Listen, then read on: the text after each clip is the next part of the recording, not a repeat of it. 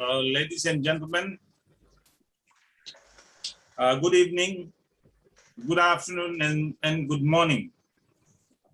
I know you are speaking from different parts of the world, so I have to be very inclusive. Today's this session is a 7 o'clock session for Fiji time, 9th of October. This is History, Legacy of Indenture and Construction of Identities. We have already had one session in the morning. This is our second session of this particular session.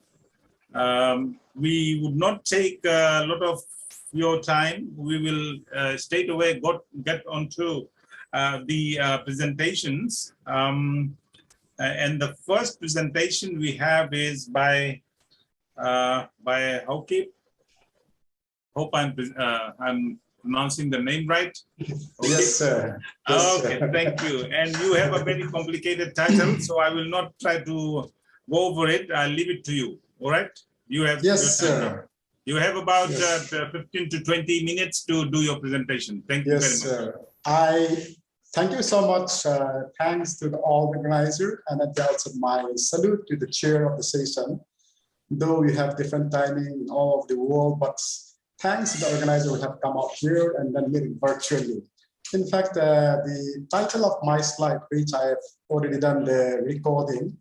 So I, in fact, was trying to bring out the actual connections between the idea of these sanitations and the what we call in the global context, as well as in the indenture period. That's the reason why I try and look at Lazarus and the ground shallow, the genesis of this quarantine system. Off and on, while trying to look at the etymological derivation, somehow I feel that the idea of this Lazarus, or as such, was actually taken from what I call the Lazar and the leper in the biblical terminology. That's what I keep trying to look at the genesis, and then I try and find out what exactly and why is it important to look at this quarantine. So eventually, then I thought it has to be bifurcated in two titles: one at the global level, and then subsequently at the indenture aspects. Primarily because even indenture level, perhaps if you look at the commodifications of this labor, then eventually they are part and parcel of the maritime commerce, which at one point of time the European commerce was thriving on. So when I looked at the genesis, and of course, shall I share my PowerPoint, sir, or by the way, or shall I present like that way? Okay. So during the 14th century, the growth of maritime trade and the assumption that the plague was introduced, via sea returning from Levant, led to the adoption of this quarantine system, first in Venice. And then originally, this was intended for 30 days, that is Trentina. And then though this was later extended to 40 days, and subsequently you have the quarantina and transport quarantine. That's how I looked at the genesis of, how this etymological derivation of the quarantine system actually started. And perhaps the practice of this isolating the alleged disease persons dates back to a very ancient period. And if you looked at the Atlantic slave trade and vis-a-vis the indenture period, by late 19th century, Britain imperial prosperity was enormous, and then they were drawn with the power. That if you look at the power, where did they actually derive from? It was all primarily arising out of all this forced labor, slave trade, and subsequently slave trade under the regulated system. That is what indentured labor. If I may remind also the fact that the empire around the globe stretched, and then that was sustained militarily, and with the help of the wealth that is accrued from this forced labor. But when the empire is actually sustained by this forced labor, to what extent do you think that this port sanitary system or the quarantine was very necessary? Primarily because when you looked at quarantine system seems like it was averse to the idea of, trade and commerce and so on and so forth. But the subsequent epidemic in Europe, perhaps the pandemic from 1830 to 1832, then the second one, 1847 to 1849, third one, 1853, 54, 1865, 66, 1873, then 1884 and 1892, 93, off and on during the 19th century because of this commerce, maritime commerce, we have this pandemic, which was allegedly coming from outside of the world. So that's one reason why this kind of quarantine system was in fact introduced primarily to ward off all the diseases and prevent the native people from infecting all this time of what we call the virus, let us say. But before the introduction of this British system, or what I call port sanitary system, quarantine was basically employed in response only to certain imported diseases. They call it imported disease. It's like cholera. The English people feels that they were, somehow immune to, or they were very much versatile, and then they have been immune to all this kind of disease. And they say that all these diseases are basically imported from the third world countries and basically from India, since they have a long contact with India and Africa. And the quarantine restrictions, after quite a few time, a lot of thinkers argued that this quarantine system actually berated Britain as anti-commercial, anti-social, and perhaps some even argued that it was anti-Christian. So by 1870, the quarantine was widely opposed, and primarily they looked at an alternative basically to prevent this pandemic, and they called it this port sanitary system, and some even call it the English system. So it was in fact introduced by the British, and by the British from the earliest commercial trading network in the Levant and the Mediterranean regions. Subsequently, this was extended to United States of America in 1793, where we have seen the Board of Health and the port and the city of Philadelphia, which looked after what we call the lazaretto. And this lazaretto is basically always situated in front of the river, and then a hospital, and then that actually consists of 3-story, 50-foot square, so on and so forth. And they have legislated 1806 and 1818 to make this quarantine system basically with the help of one surgeon and a local doctor to inspect as to what extent the incoming commerce and people are actually fit to embark upon, and so on and so forth. All right. The second thing was the lazaretto of Aden in the Gulf in December 24, 1897, where after the breakup of the cholera pandemic in the Malabar coast and also the Bombay presidency, you have seen that all those English ships and European merchants who are coming via this, this Gulf has to be compulsorily quarantined at this lazaret and Aden. And if you looked at all these systems, I do argue, my point is that they were basically looking at the third world countries as a source of, the commerce and import export, but nevertheless, they don't actually have that sort of what we call the equal respect, primarily because they thought that these are cholera infested, and then perhaps the venereal disease. And venereal disease, of course, some of the countries in the third world still call it the Portuguese disease, but nevertheless, it was also suspected that it actually comes from, all the colonies. Now, coming to my the main point now, I will put at the, if you allow me to share my PowerPoint.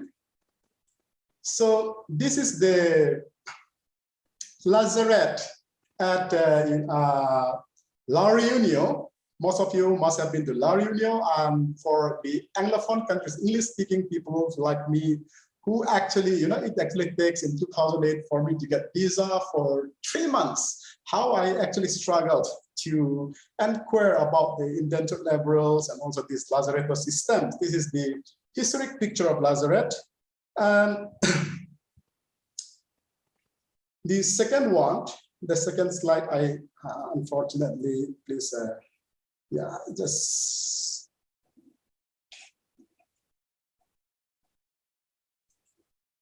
Okay, so this is the ground slope or the lazaret in a very dilapidated state, and it is basically a map depicting, even after a lot of sources actually, even after the indenture system was banned from the British India, and the history of the lazaret is that after the Franco-British Convention of 1860, where the indentured laborer, which was already introduced after the Saradiga announcement or declarations, where more than 50,000 slaves were actually freed from Barashua, then this lazaret system was introduced at the ground slope near the ravine of Saint Jacques in La Position in La Réunion. So the modus operandi is that on arrival at Chandani, people will be sent there for 10 days. They will be quarantined. On arrival, the commissaire d'immigration and also one doctor will be sent for inspections out here. And we have two lazaret, one at the ravine of Saint Jacques, which is a little bit more than 4 miles by sea and 10 miles from Chandani. The second one, which I have just shown in the picture, what we call Grand Chalot, which is for about a mile south of the ravines, which was situated at the core of the ravine, and then that's a little south one. And from the National Archive of India, from the British record, we argued with confidence that after 1861, we have seen that more than 42,000 were actually quarantined in lazaret. If you look at the building, within the span of 1860 to 1887, how many people could have been quarantined? You will believe, that is very filthy and perhaps very unhygienic. In fact, it was built in 1861 and was occupied till 1930s. So, all primarily because when after the 1848 Saradiga declarations, when the slaves were freed, they have to look for some other alternative, and that led to the signing of the Franco-British Conventions. And perhaps if you looked at the year before the opening of lazaret, the ground Shalop, perhaps you have in the island more than 74,472 people. This is some of the maps that I just took from some of my friends out here in La Réunion, and it's aerial maps. And this is the design, which is taken from the archive and also published already in some of the local magazines in La Réunion. And these are all the building designs. And this picture was taken by me in 2008 during my field walk in La Réunion. It is the indenture huts meant for the indentured laborers. And this is the renovated lazaret at the ground slope at La Position. And thank you so much. Maybe I don't exceed my time. And if there is questions and clarification, I will be more willing and happy to take care rather than speak for a long period of time. Thank you. Thank you, Haokip. That was very interesting but complicated. Yes, I did. Nonetheless, yes, I'm sure you would be able to explain some of the issues that may arise from the participants. I will be happy, sir. Yeah. Thank you very much. Okay, we will have questions and answers on this at the end after we have finished all the presentation. So let me follow this this list I have. The next one, next presentation on my list is by Naren, Prasad, and Haokip. So this is Indentured Laborers in Fiji and La Réunion, a comparative analysis. So you can continue if you are the one presenting. I do believe that my friend Naren will do, and then I will back up in the second analysis. Okay, sure, not a problem. Right. Lovely. Thank you, Sunil. Thank you, Haokip. Can you hear me well? Very well, yeah, very well. Lovely. Okay, very good. So thank you very much for the organizers for accepting our paper. We're very grateful to that. Based on what you have heard from Haokip about the Reunion Island, I want to take you a step further. This is a very personal journey I'm trying to research on. This paper with Haokip is on a comparative analysis between La Reunion Island and Fiji. I mean, I am from Fiji. I'm a descendant of the Grimitias, those indentured laborers, but also I have family in the Reunion Island. So I have been going there for several years, and I have been thinking of doing something in terms of understanding the people, the history, the shared culture that we have with the Reunion Island and Fiji. In fact, there's so much of a similitude, similarities, but also there's some differences. So that's my first point I want to mention. The second point I want to mention about this research is that it's very difficult, and I'm sure Haokip will agree with me, to get disaggregated data according to ethnic lines in the Reunion Island. It's a French tradition not to publish or not to have data according to ethnicity. It's a historical analysis that we can look into. So it's very difficult to get data. However, what we know, what I have seen, what we have done some studies, is that there are so % of the Reunion's population which has the descendants of the indentured laborers, right? And in fact, if you allow me, Sunil, the chair, I will share my slides with you so that those of you who don't know where Reunion Island is can understand. I'm sure Haokip has already mentioned. There's also the third element I want to mention is there's very little research on the Reunion Island about these indentured laborers. I mean, the French call it les engagés. It's similar meaning, but it's a different kind of concept there. So there's very little research done on the Reunion Island. There are a few PhDs. I mean, Haokip did his PhD on the Reunion Island. There's a few people in the Reunion Island that I know, but most of these studies are in French. And bringing those studies to the Anglo-Saxon world, and that's where my intention is, or our intention is, to bring the literature from the French studies and our understanding and bring it to and share with this academic and policy-oriented community here. So if you'll allow, I'll just share my screen with you. Give me 1 second. Sure. Yeah. Ranjit, please. I'm already on my conclusion, huh? You can see. Okay, so can you see my slides? Yeah. Lovely. Yeah. So as I said, the intention was to do a comparative analysis between the Reunion Island and Fiji. And I have mentioned some of the background elements that I want to bring to this study in terms of my personal contribution and that of Haokip, who did a PhD on understanding the indentured laborers in the Reunion Island. So as Haokip mentioned, Reunion Island is a French territory. It is in the ocean, Indian Ocean. On the right, it's Mauritius Island. On the left, it's Madagascar. So it's a very small island, about 2,000 something square kilometers. In fact, I come from Fiji, and I come from the second largest island of Vanuatu, and in fact, Reunion is half of that, you know, of the small island of Fiji. But in terms of the population, it's the same amount of population, about 860,000, similar to that of Fiji. So in fact, as I was mentioning, the word of indentured laborers, in French, they call this les engagés. It's the similar thing of indentured laborers, or what in Fiji we have coined the term of Girmit, or the Girmitias.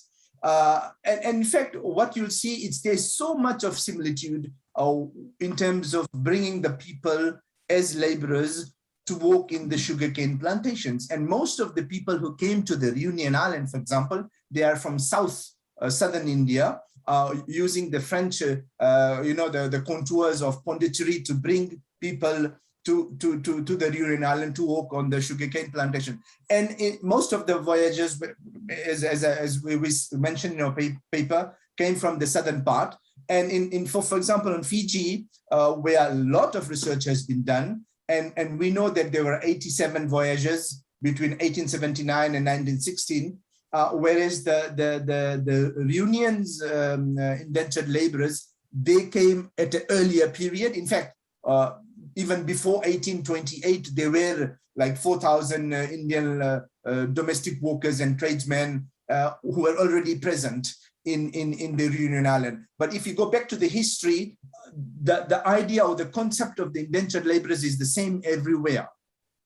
After the end of the slavery, the colonial powers needed manpower to work in their plantations. In fact, the bulk of Reunion's indentured laborers started in 1848 when the French, in fact, abolished the slavery. And the French had to work with the British authorities in order to get those Indians to work in the sugarcane plantation.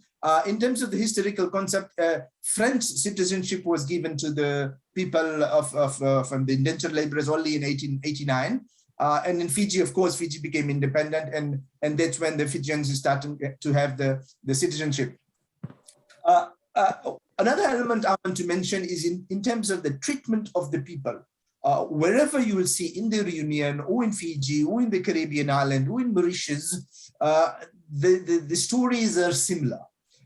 Is that the plantation economy was meant to coerce people to work. It was like a disguised slavery. That's what we have heard from our ancestors, my grandparents, and what their parents had told them. It was, as in Fiji we call it, was like Narak, who held to them. And it's the similar story we hear when I go back to Reunion Island and discuss with the family members, the older generation, and they tell the same stories, how they were treated in terms of exploitation. Conditions of work were horrible. I mean, Haokip just mentioned about where the quarantine in Lazarette was, they had small shacks for them to live.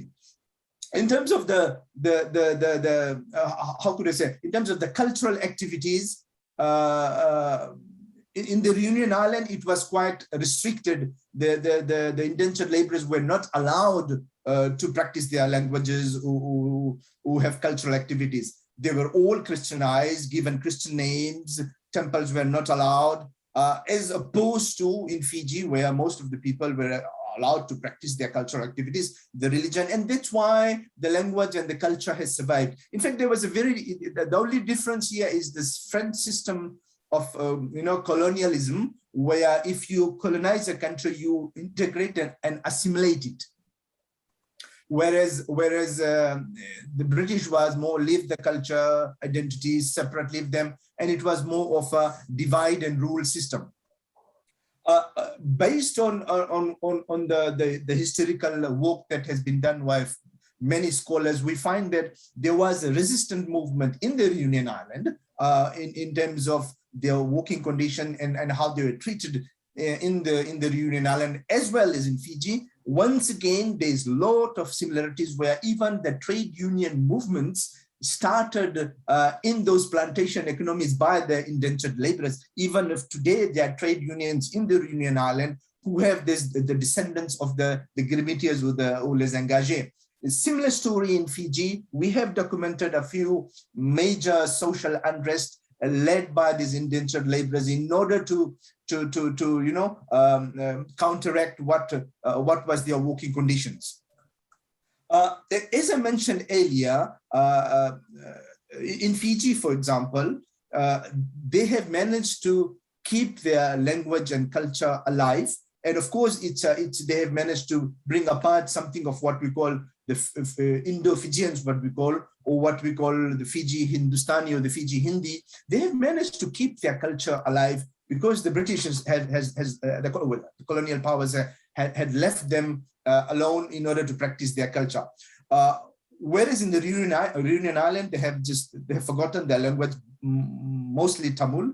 However, there has been a revival recently about going back to their cultural roots since the 1980s and 90s. We can discuss about that. And there is even people are changing their names to the Hindu names. Now, in terms of the social and economic position of what has happened to the descendants of the indentured laborers, what I have seen in Fiji, I mean, latest household and income survey, we have seen that the Indo-Fijians, in terms of, well, you see the population in terms of, as I mentioned, 30% of the population, or 34% of the population in Fiji are the descendants of the indentured laborers, is the same amount, more or less, in the Reunion Island. In terms about for the poverty rate I was mentioning, the Indo-Fijians in Fiji is about 20%. I mean, in terms of the poverty rate, 20% of the Indo-Fijians are poor, as opposed to 36% of the Itoke. This is the latest survey that we have got. However, in order to get this disaggregated data, as I mentioned to you, for the Reunion Island, it's extremely complicated. But we know that in the Reunion Island, about 39% of the population are living below the poverty line. We can come back to those discussions later on. So in terms of what I wanted to mention before my time runs out, if we compare Reunion and Fiji, there's so much of shared history of the indentured laborers, and that's what we want to bring. In fact, it's a shared history. However, in terms of the difference is, of course, the colonial practice, there was some difference. The impact has been on the culture, where the Fiji to keep their culture alive, whereas the Reunions managed, well, did not succeed so much, but there is a revival of going back to the origins, and there's a rediscovery of their culture. There has been lots of success stories in the Reunion Island and in Fiji about the descendants of the indentured laborers. So clearly we can see that in both countries, there have been lots of success stories in terms of business, politics, you name it. And we can come back again to the discussions about what we have found in our study. So thank you very much for listening to me. I don't know whether if Haokip has anything to add to that, but I look forward to having a discussion with you and having your inputs to this paper. Thank you very much. Thank you. Thank you, Naren. It was an excellent presentation. You have quite successfully related the stories of the two different countries. Would you just be able to, for my interest and probably others, how you have relatives in Reunion Island, just as in Fiji? That would be very interesting. Yeah. Thanks for that question, Sunil. It's a very personal story, as I said. You know, I'm married to somebody from the Reunion Island, and I've been going there for many years. And in fact, they are the descendants of the indentured laborers. So we talk a lot, we discuss a lot. But there's also one connection, Reunion, New Caledonia and Fiji. We will come back later on, where the indentured laborers were brought to the New Caledonia, and then some of them went to Fiji, but that's another story. But in terms of my personal connection with Reunion is as I said, my mother-in-law and my wife are all from the Reunion Island. So I have been integrated and adopted in the Reunion Society. Thank you for that question, Sunil. Thank you, Naren. Yeah, you are an interesting man, huh?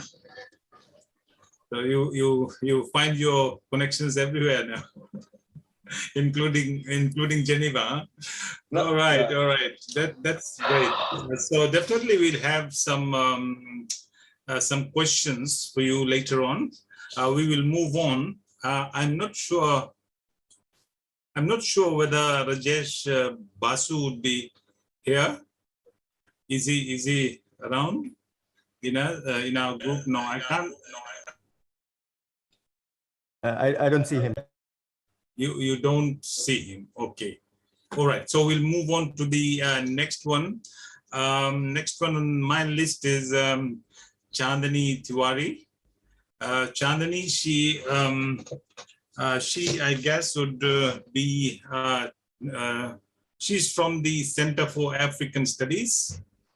Yes. And Okay, and your title of the paper is Identity of Indian Diasporic Community in Mauritius, from Indentures to Heritage Resource. Thank you. You have your time now. Thank you, sir. So to start with, I would like to outline my presentation that I have divided it in the parts, like I'll be introducing the topic, defining the few concepts that I've used. Then I have taken three elements, the main dominant elements that I consider, or they are the backbone of to any culture, to define how diaspora as a heritage resource can be seen in Mauritius. Next would be the cultural development. And finally, the preservation of culture in Mauritius. And then I would be concluding my presentation. So we all know that Mauritius has no son of its soil. It has all migrated population. So immigration of indentured laborers to work on the various overseas destinations began on a debris of slavery. And it was started in 19th century, basically to meet the shortage of labor supply caused by the abolition of slavery in the British Empire in 1833. And in Mauritius, 1834, it was the first time when the indentured labor were brought. And during the 82 years of total tenureship of the indentured labor immigration, over 100 million of Indian diasporas were introduced into the several colonies. And this further resulted in the development of large Indian diaspora, which is spread from the Indian Ocean to the Pacific Ocean, as well as Indo-Caribbean and Indo-African population. Mauritius gained its independence on 12th March 1968, and that mirrors the socio-economic realities of Mauritius, which became a republic in 1922 and is home to multicultural society, which basically includes the descendants immigrant from Asia, Africa, Europe, and they practice all the major religion there.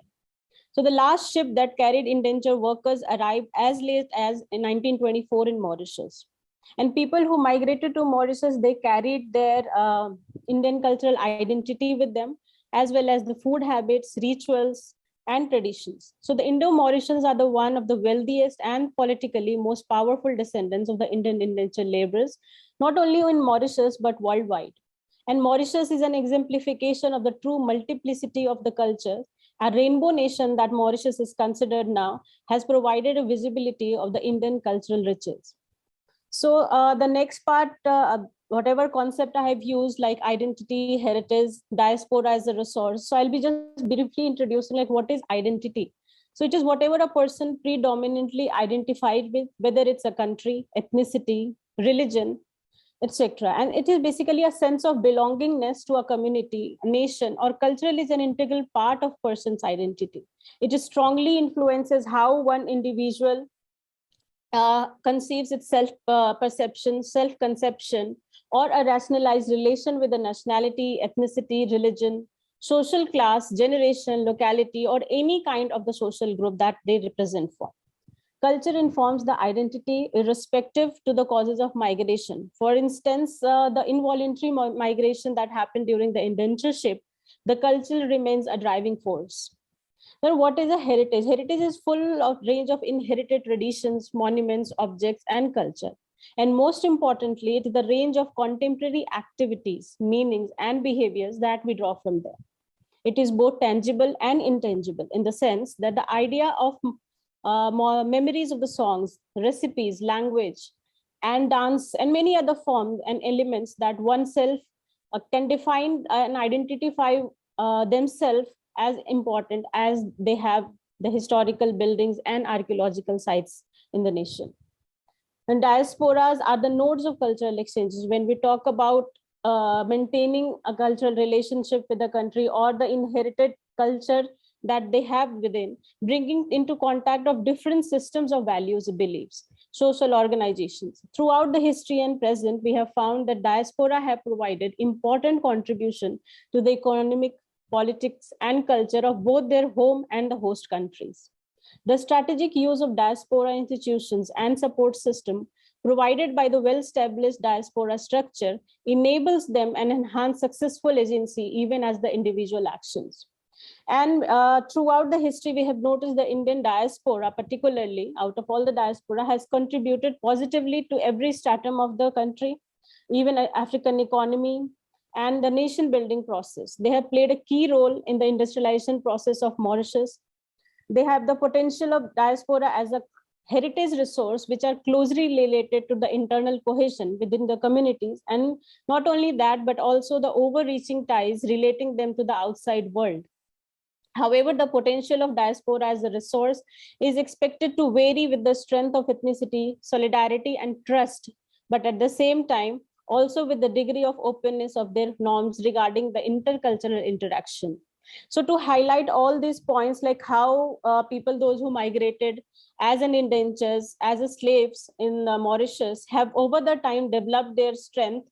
And talking particularly about the Indian diaspora in Mauritius, they dominate the nation or the island country with that 68% of the total population. So I have taken few elements that are considered as a part of like to show how diaspora as a resource can be justified in the country. So the element are chosen are language, festival, and food. And these are not just chosen out of personal affinity, but because they form the backbone to any culture. So when we talk about language, language is the most essential medium to express and transmit one's feelings, experience, knowledge.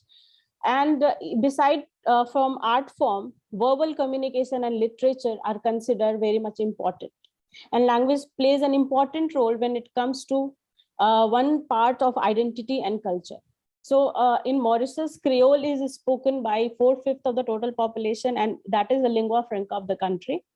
Apart from that, Bhojpuri, an Indo-Aryan language, is spoken by 1/10 of the population. When I was there for my field trip with a family that I resided, they were speaking so fluently Bhojpuri that even I was ashamed, because even my grandparents belong to Bhojpur district.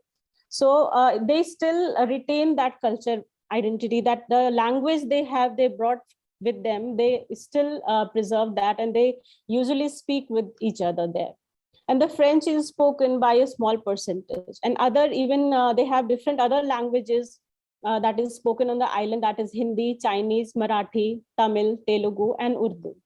Mauritians commonly speak 2, 3, or even more languages, and the educational system supports a wide range of language instructions there. Indian languages, especially Hindi and Bhojpuri, have been a strong connector with Mauritian culture, literature, and values. Like initially, teaching of Hindi started at the Bathika system, where values, Indian culture, along with the folk culture and Hindi were disseminated just at a single place.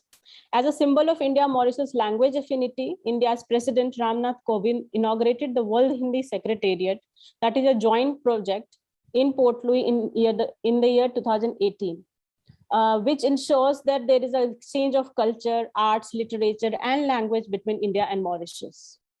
Then the next element that I have considered is food, which is also another distinct part of the culture. And not just it can be considered as the requirement or amenity of human life, but also apart from the taste, it has a sense of belongingness with a culture or community, and it cannot be disregarded. So the cuisine of the island itself is a melting pot, like the country itself. So there is a mixture of Creole flavor and Indian spices coming together, making it really interesting.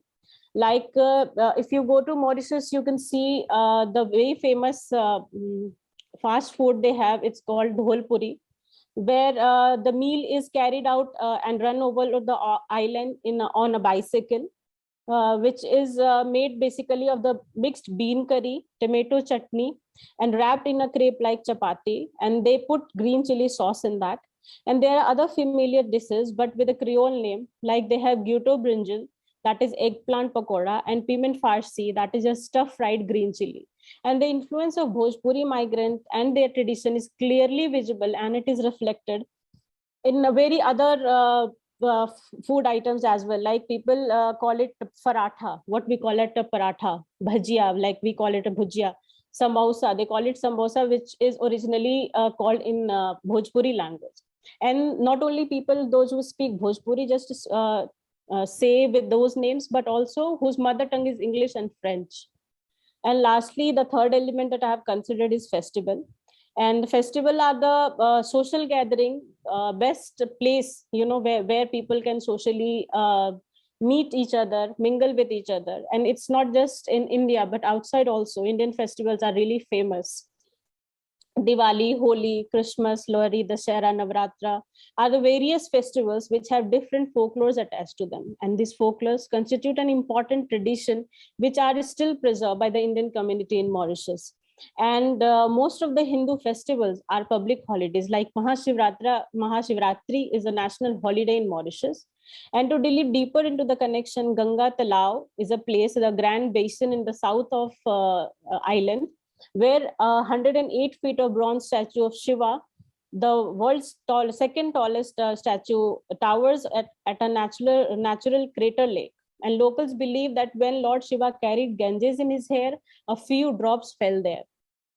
What are the cultural developments in Mauritius? There are several institutions that are established by India in Mauritius to disseminate the knowledge about India, Indians, and Indian culture.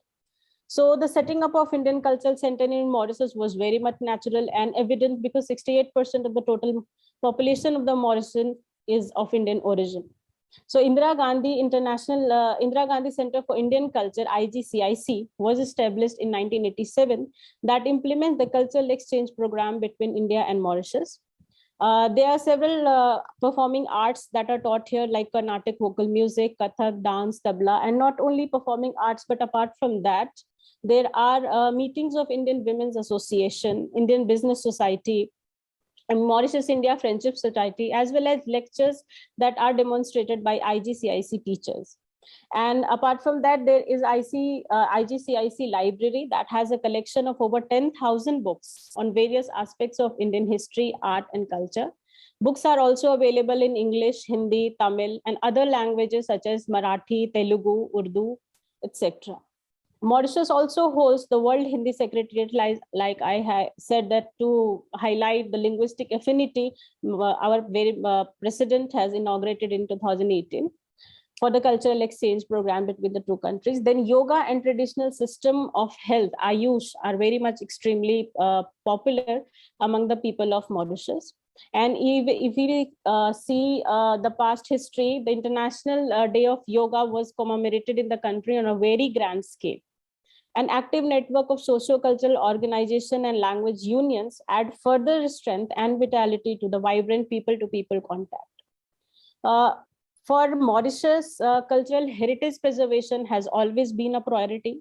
And before setting up the National Heritage Fund, which is the national authority responsible for the safeguarding and management of the Ancient Monument Act of 1944, which was updated in 1985 through the National Monuments Act. In addition to the other legislations, they have been enacted for cultural preservation, and to name a few is Pravasi Ghat Trust Fund 2001, Lay Morn Heritage Fund 2004, Local Government Act 2011, and so on. And with regard to the intangible cultural heritage, over the past 5 years of Republic of Mauritius succeeded in inscribing the 3 UNESCO representative list of intangible cultural heritage. Those are Sega Tipik, the Bhojpuri Geet Gawai, and the Sega Tombor of Roderick Island in the year 2014, 16, and 17 respectively. Furthermore, in December 2019, Sega Tombor Chagos has been inscribed on the list of intangible heritage resource of urgent safeguarding. And apart from these, there are several cultural exchanges, MOUs that are signed between India and Mauritius. I would be concluding my presentation. So before that, I'll just quickly run through my slides.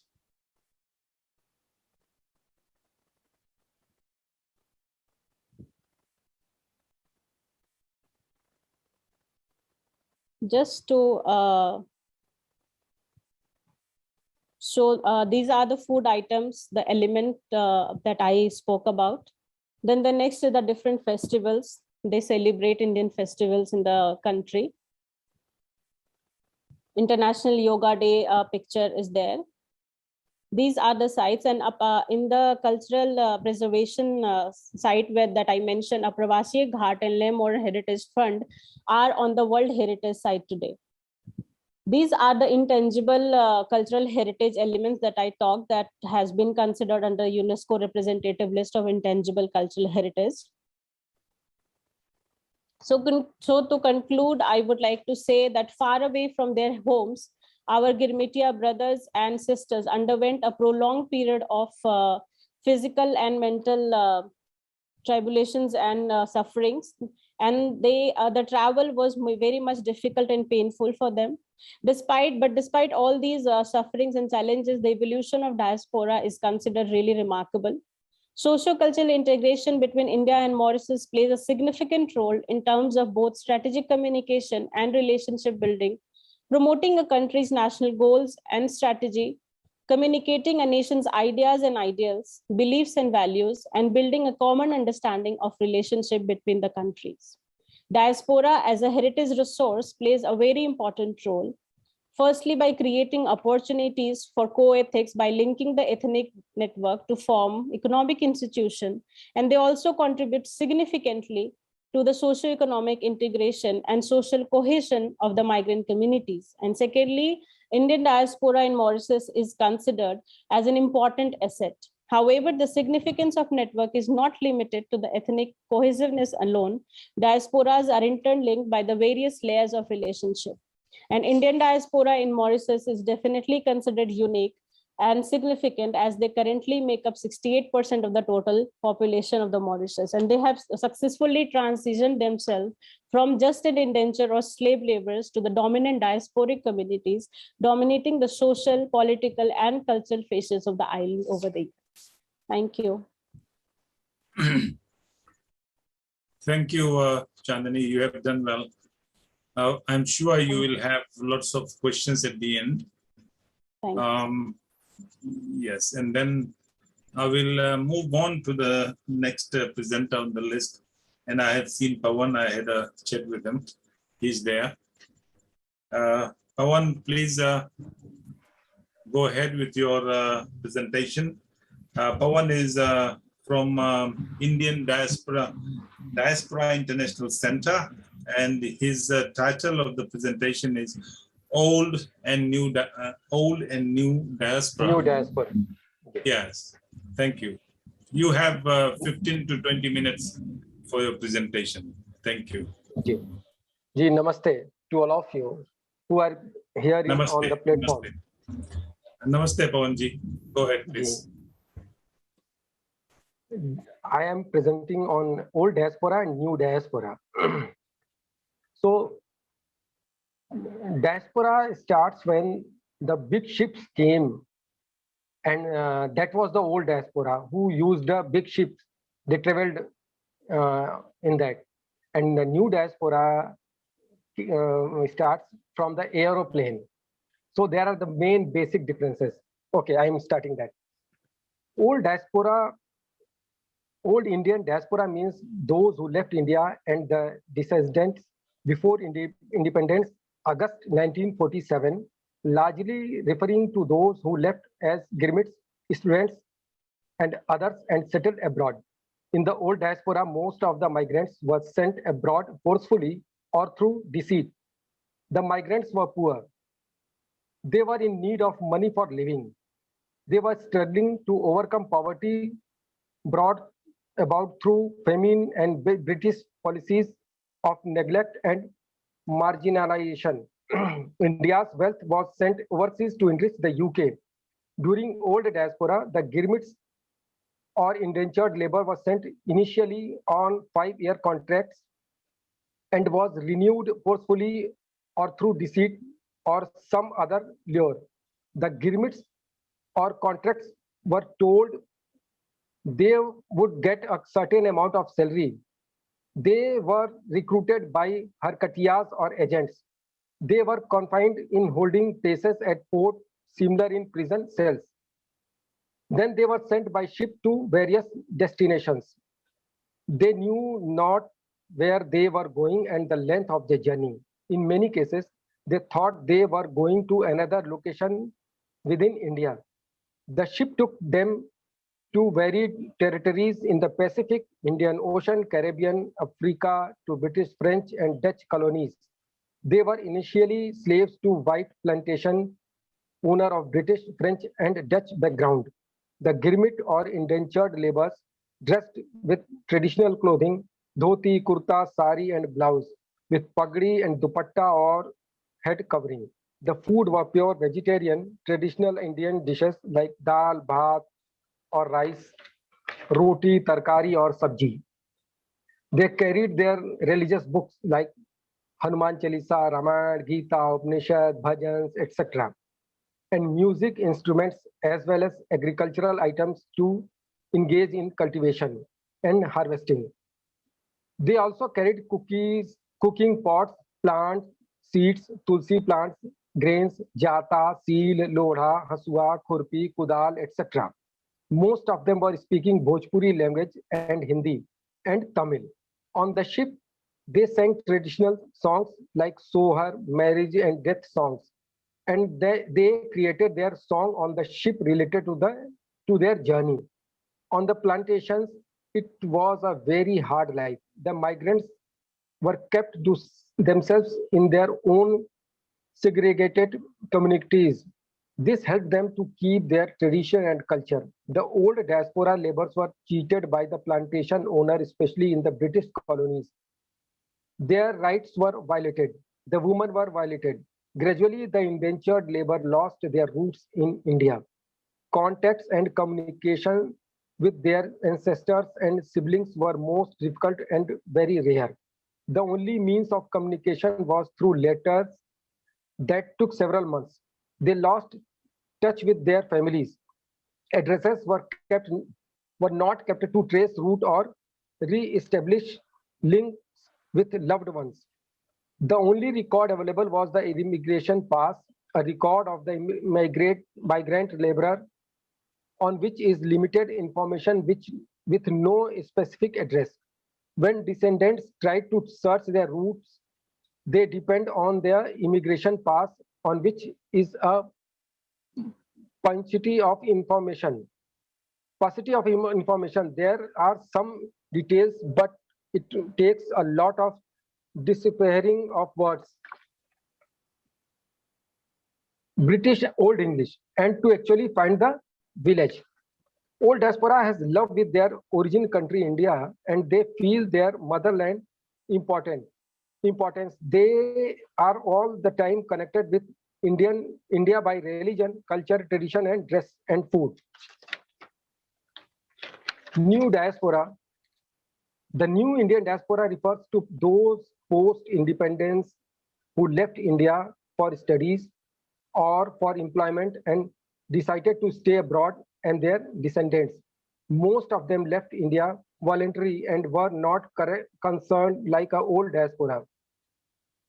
The aim of the new diaspora was to earn money from the country to which they migrated and send remittances back to their family in India. Most of these countries are economically strong and the Indian migrants could afford the trip. They went largely on their own as they could afford their own fare. The new diaspora has been studying their Indian culture. They are Western dressed and Western speaking English, French, Dutch, and German, etc. The new diaspora knows their route in India and can visit them regularly. They can afford the trip. The new diaspora stays connected with their Indian roots through modern communication, telephone, and other instant electronic linkages like mobile phones. New diaspora is attracted to and impressed with Western society and culture and are losing their own tradition and culture. The main thing, they are losing their language. The most important thing of Indian culture is sanskar, and that old diaspora is following by heart, but new diaspora is only showing but not following it properly. New diaspora is not loving the motherland as the old diaspora is loving by heart. Old diaspora is still connected with India anyhow. Or one of my neighbor who became doctor and settled in England and married a British lady and had 2 children. After marriage, he visit India only once. And after that, he never returned back. And he sold his property. He never kept the relation with their uncle, auntie, and other relatives who were in India. So this is the main problem with the new diaspora people. the main thing was the old diaspora people belongs to the village, rural area, and the new diaspora came from the metro cities or big cities. Old, this was the main differences between the old and the new diaspora. Thank you. Thank you, Sunilji. Thank you. Dhanbad, Pawanji.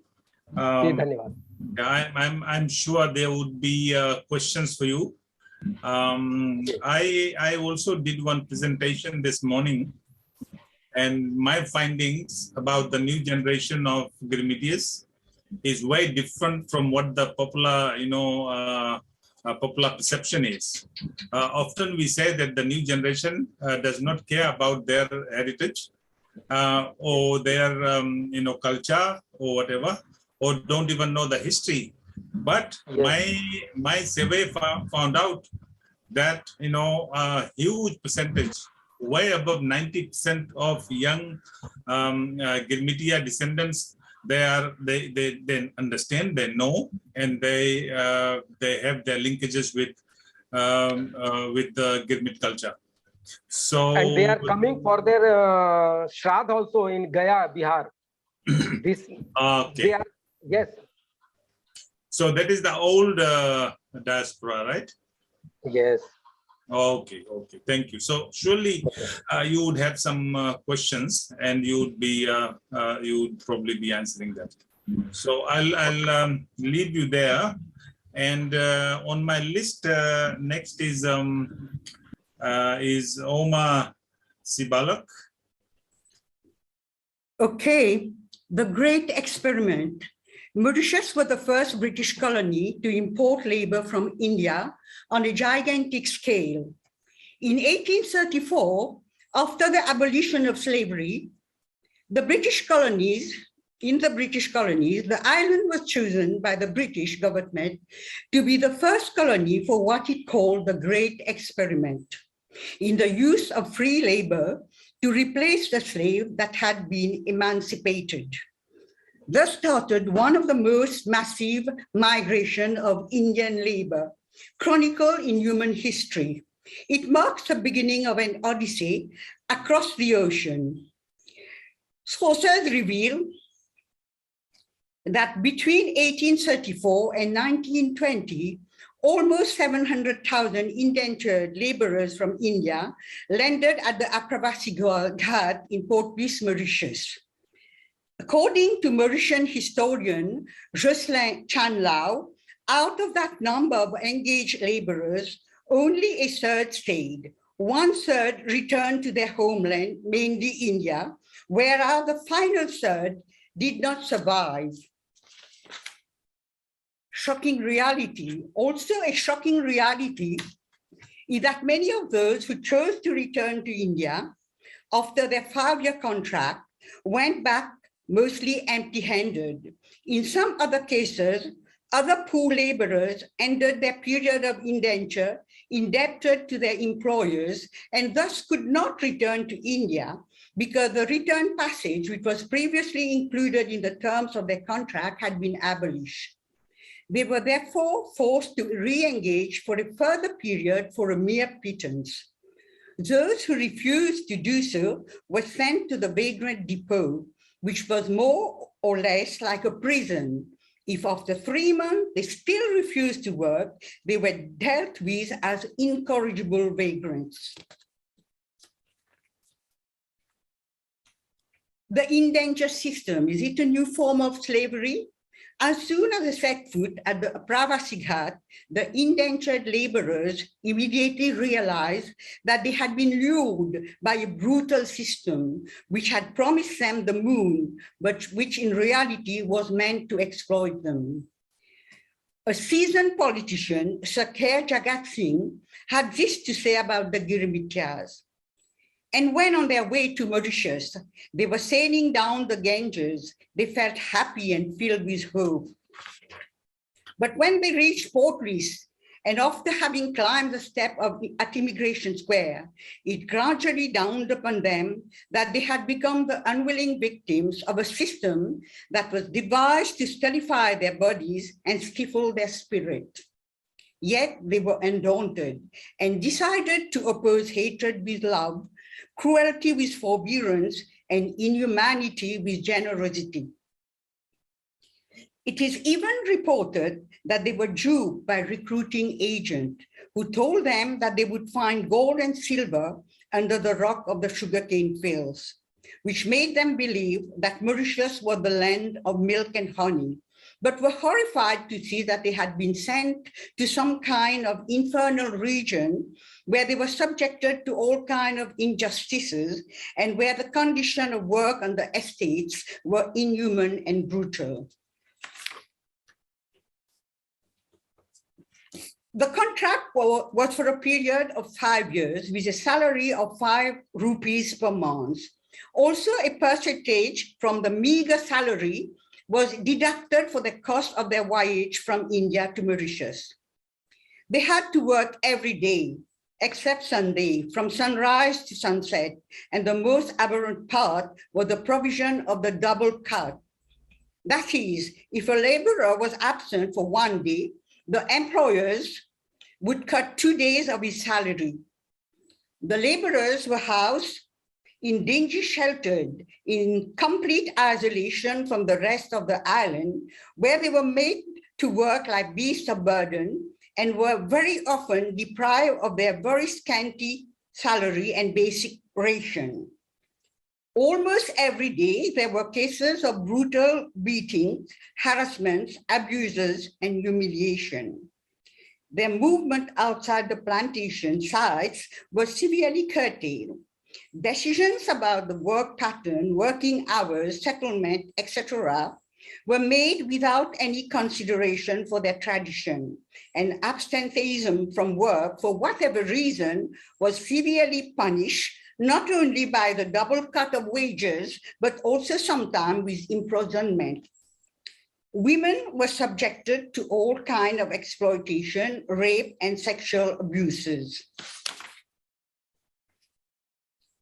Adolphe de Plevitz was born in France in 1837 to a family from Westphalia and arrived in Mauritius in 1858 when he got married to the daughter of a planter, Monsieur François Rivette. While managing the estate of his father-in-law at La Retraite in the district of Flac, he was deeply moved by the flight of the Indian laborers and decided to draw attention to their condition of work and treatment. In 1870, he wrote a petition, also called the de Plevitz petition, on their behalf, and it was signed by 9,401 Indian immigrants. Eventually, this historic petition was sent to Governor Gordon by de Plevitz himself. Between 1872 and 1873, a Royal Commission of Inquiry was appointed by the British Imperial Government in London and sent to Mauritius. For many months, it carried out a lengthy investigation into the working and living condition, as well as the grievances of the island's Indian laborers. In 1875, in their voluminous report, the commissioners made several recommendations to alleviate their terrible plight of the Girmichas. Mohandas Karamchand Gandhi, the messiah of the indentured laborers. Gandhiji's visit to Mauritius in 1901 was a wake-up call to the Indian immigrants. He held several meetings with opinion leaders in Mauritius and convinced them that the emancipation involved engaging in local politics and educating their children. The Indian immigrants followed Gandhiji's advice as they were determined to take their future in their own hands. To further help them in this uphill struggle, Gandhiji sent Manilal Doctor, a pioneering barrister and crusader for human rights, to Mauritius. Manilal Doctor successfully instilled the importance of politics and education in the minds of the Indian indentured laborers. He visited plantations across the island and met laborers encouraging them to fight for their rights. Manilal Doctor also helped establish the Arya Samaj in Mauritius, and after he left for India in 1911, his work was continued by other indentured laborers. Basdev Bisundayal. In the early 1940s, another great champion of Indian laborers, Basdev Bisundayal, made his entry on the country's political scene. As a matter of fact, it was the reformist religious movement, the Arya Samaj, and the struggle to free India from foreign occupation led by Gandhiji that were the two guiding movements that fired the spirit of young Basdev in his mission to make Hindus conscious of the values enshrined in their scriptures, which would give them back their dignity. Sune Walu, Jag Chalu, those who are asleep, wake up, was one of the numerous wake-up calls that were used to drive home to the laborers the feeling that they were being trampled upon and they had to stand up for their rights. He delivered his first public sermon at Cassie in Portris, and after that, the Jan Anderlan, or the People's Movement, saw the light of the day.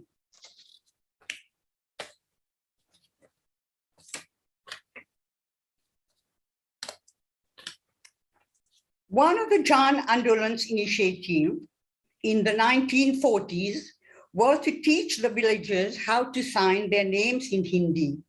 In those days, only adults who could write their name in English, French, or an Oriental language were allowed to vote.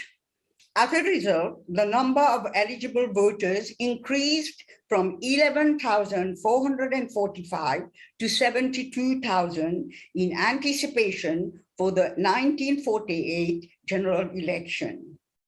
This eventually had a massive impact on the result of the 1948 general election, which was the first step towards universal suffrage. A record number of colored Creole and Indo-Mauritian were elected to the Council of Government, the equivalent of the modern day Legislative Assembly.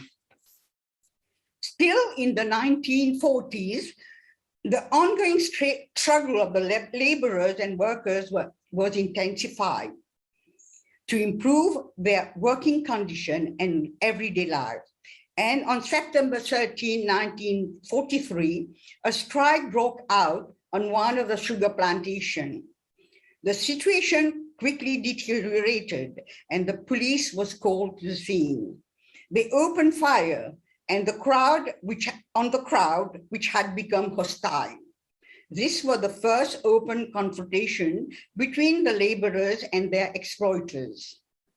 It was a great day for the laborers, but sadly, some of their compatriots lost their life, among whom a 32-year-old woman by the name of Angele Kupan, who was pregnant with her first child.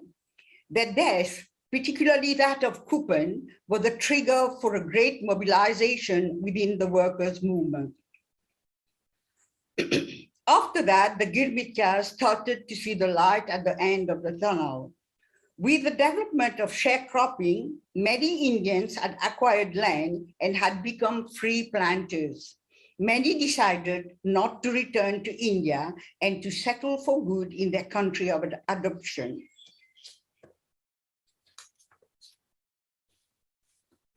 From the lowliest to the highest position in the country. By dint of their hard work and determination, the Girmityas managed to improve their social and economic position in all walks of life and aspire to the highest positions in the country. Since the granting of universal suffrage, the political landscape has been dominated by people of Indian origin. The first Prime Minister, Sir Sivsagar Ramgoolam, was a Mauritian of Indian origin and led the country for over 13 years. In 2008, his son, Prime Minister Naveen Chandra Ramgoolam, unveiled Sir Sivsagar's statue in his ancestral village in Bihar while declaring himself a son of the soil. His Excellency Kasamyutim, the longest serving president of the Republic of Mauritius, having been in office for 9 years, was on official visit to India in 2002 when he was conferred an honorary doctorate degree by the Jamia Millia Islamia University in New Delhi. Raj Keshwar Prayag, another Mauritian president, became so emotional that he broke down and burst into tears when he visited his ancestral village in Bihar in 2013. The current Prime Minister, Honorable Praveen Kumar Jagannath, is none other than the son of the late Anirudh Jagannath, who had served both as President and Prime Minister of Mauritius. The country also counts today among the Indian descendant doctors, lawyers, accountants, other professional and senior administrators. To conclude, I would like to quote Geeta Phogat, the woman wrestler who was immortalized in Amir Khan's movie Dangal. She says, "पसीने की सिहाई से जो लिखते हैं अपने इरादों को, उनके मुकद्दर के पन्ने कभी खोरे नहीं हुआ करते," which means that those that feed their ambition with their sweat are never left with an incomplete destiny. Thank you. Thank you, Maji. Great presentation. Thank you so much. We would probably have questions. But at the end. This is almost the end, but I'm not sure if there are other presenters. So let me check that out. Ranjit, do we have other presenters on the list? As you say, the two sessions have been joined together, the one for 10:45. We would have Satyendra Peerthum with us. Is that? I believe they will be joining us later. Okay, so there would be another session, right? It's a continuous session, so they will be joining us later. All right. Okay. All right. So shall we now have questions and answers? Since there's no other presentation on my list, is Khemendra Kumar here? If Khemendra is here, then we could have him to present. According to the list I have, he's supposed to be on the next session. But as you say, it is a continuous one, then he should be here. Archana Tiwari, University of Lucknow, and Khemendra from Fiji National University. If not, then we would have some questions from the participants. Naren has his hand up. Yeah, okay. Naren, please go ahead. Chair, thank you very much. Ranjit, thank you very much. I have just one or two comments about what I've just heard. I think, first of all, thank you very much for these lovely sessions that we had with all the panelists, Haokip, Chandani, Pawan, and our last presenter, Ouma. I think what we hear is, as I said in my presentation, is a lot of similitude of our ancestors who indentured laborers. And I think, as we mentioned, we are all, as Sunil, as you mentioned, we are all proud to walk in their footsteps. And I think we are going back to looking at the origins and identity of, as Ouma was talking just right now, when the president or the prime ministers go back to their ancestral land. So we are all proud, and I want to emphasize what Sunil the chair was saying, is that indeed we are all, all the people I know in Fiji on Reunion Island, they want to go back and rediscover. However, there's only one thing I want to mention, is that in the meantime, they have managed to create their own identity. And that's what we see in Mauritius, as we saw in Fiji, in Reunion Island. That's something that it's a difference that we have to keep. But also, I think, as I was mentioning, as Dr. Haokip was mentioning, there's one element I would want, and I'm calling you all to work on, is we know a lot of stories about Mauritius, Fiji, and the Caribbean islands, the indenture system. What is interesting, which is lacking, is the study of those indentured laborers in the French colonies, especially in the Reunion Island. It's under-researched. It's something that I'd encourage you to work on, but also something to be done about these connections between the indentured laborers and New Caledonia. I mean, New Caledonia, the indentured laborers were brought, but somehow they were transiting, which is an extremely interesting way or research to undertake. So I'd be very interested to work with all the panelists, but also I look forward to discussions with the participants and the panelists. So thank you very much. Thank you, Naren. Great observation. I think you are right. We have to link up to do some more constructive research to find out about, like, people in New Caledonia, the indentured laborers out there, and also in other parts of the world. I'm not too sure. We know about Fiji, Mauritius, Trinidad, Guyana, and all this. But there are other parts of the world, like in Kenya or like in Ghana, or the greater part of Africa, where there are probably thousands and thousands of Indians. We would want to know more about them. All right, thanks for that observation. And if there's any question from the participants, that would be fantastic. We need to relocate indenture within bonded labor. Farzana is trying to say Mr. something. Chair, can I speak 1 or 2 minutes more, if you can? Yeah, yes, please go ahead. Thank you, Chair. In fact, I would like to add a little bit more on because one of the paper was a joint paper with Dr. Naren. So there are certain issues which I would like to add apart from what Naren has already spoken. But the point is that often in the Anglophone countries, we argue that indentured labor was introduced after the emancipation of slavery. But whereas in the indentured labor in La Réunion, so way back in the 1826, they have already started side by side with the slaves from the Mozambique and also in other parts of Africa. And only after the emancipation of slaves in 1848, where we have the Saradiga declarations, by that time we have more than 3,200 indentured labor, which Naren also mentioned, but I'm trying to justify in terms of this, the modus operandi. Whereas for the French system, side by side, we have the slaves as well as the indentured laborers. Whereas for the Anglophone countries, we always argue that it was after the emancipation of slavery.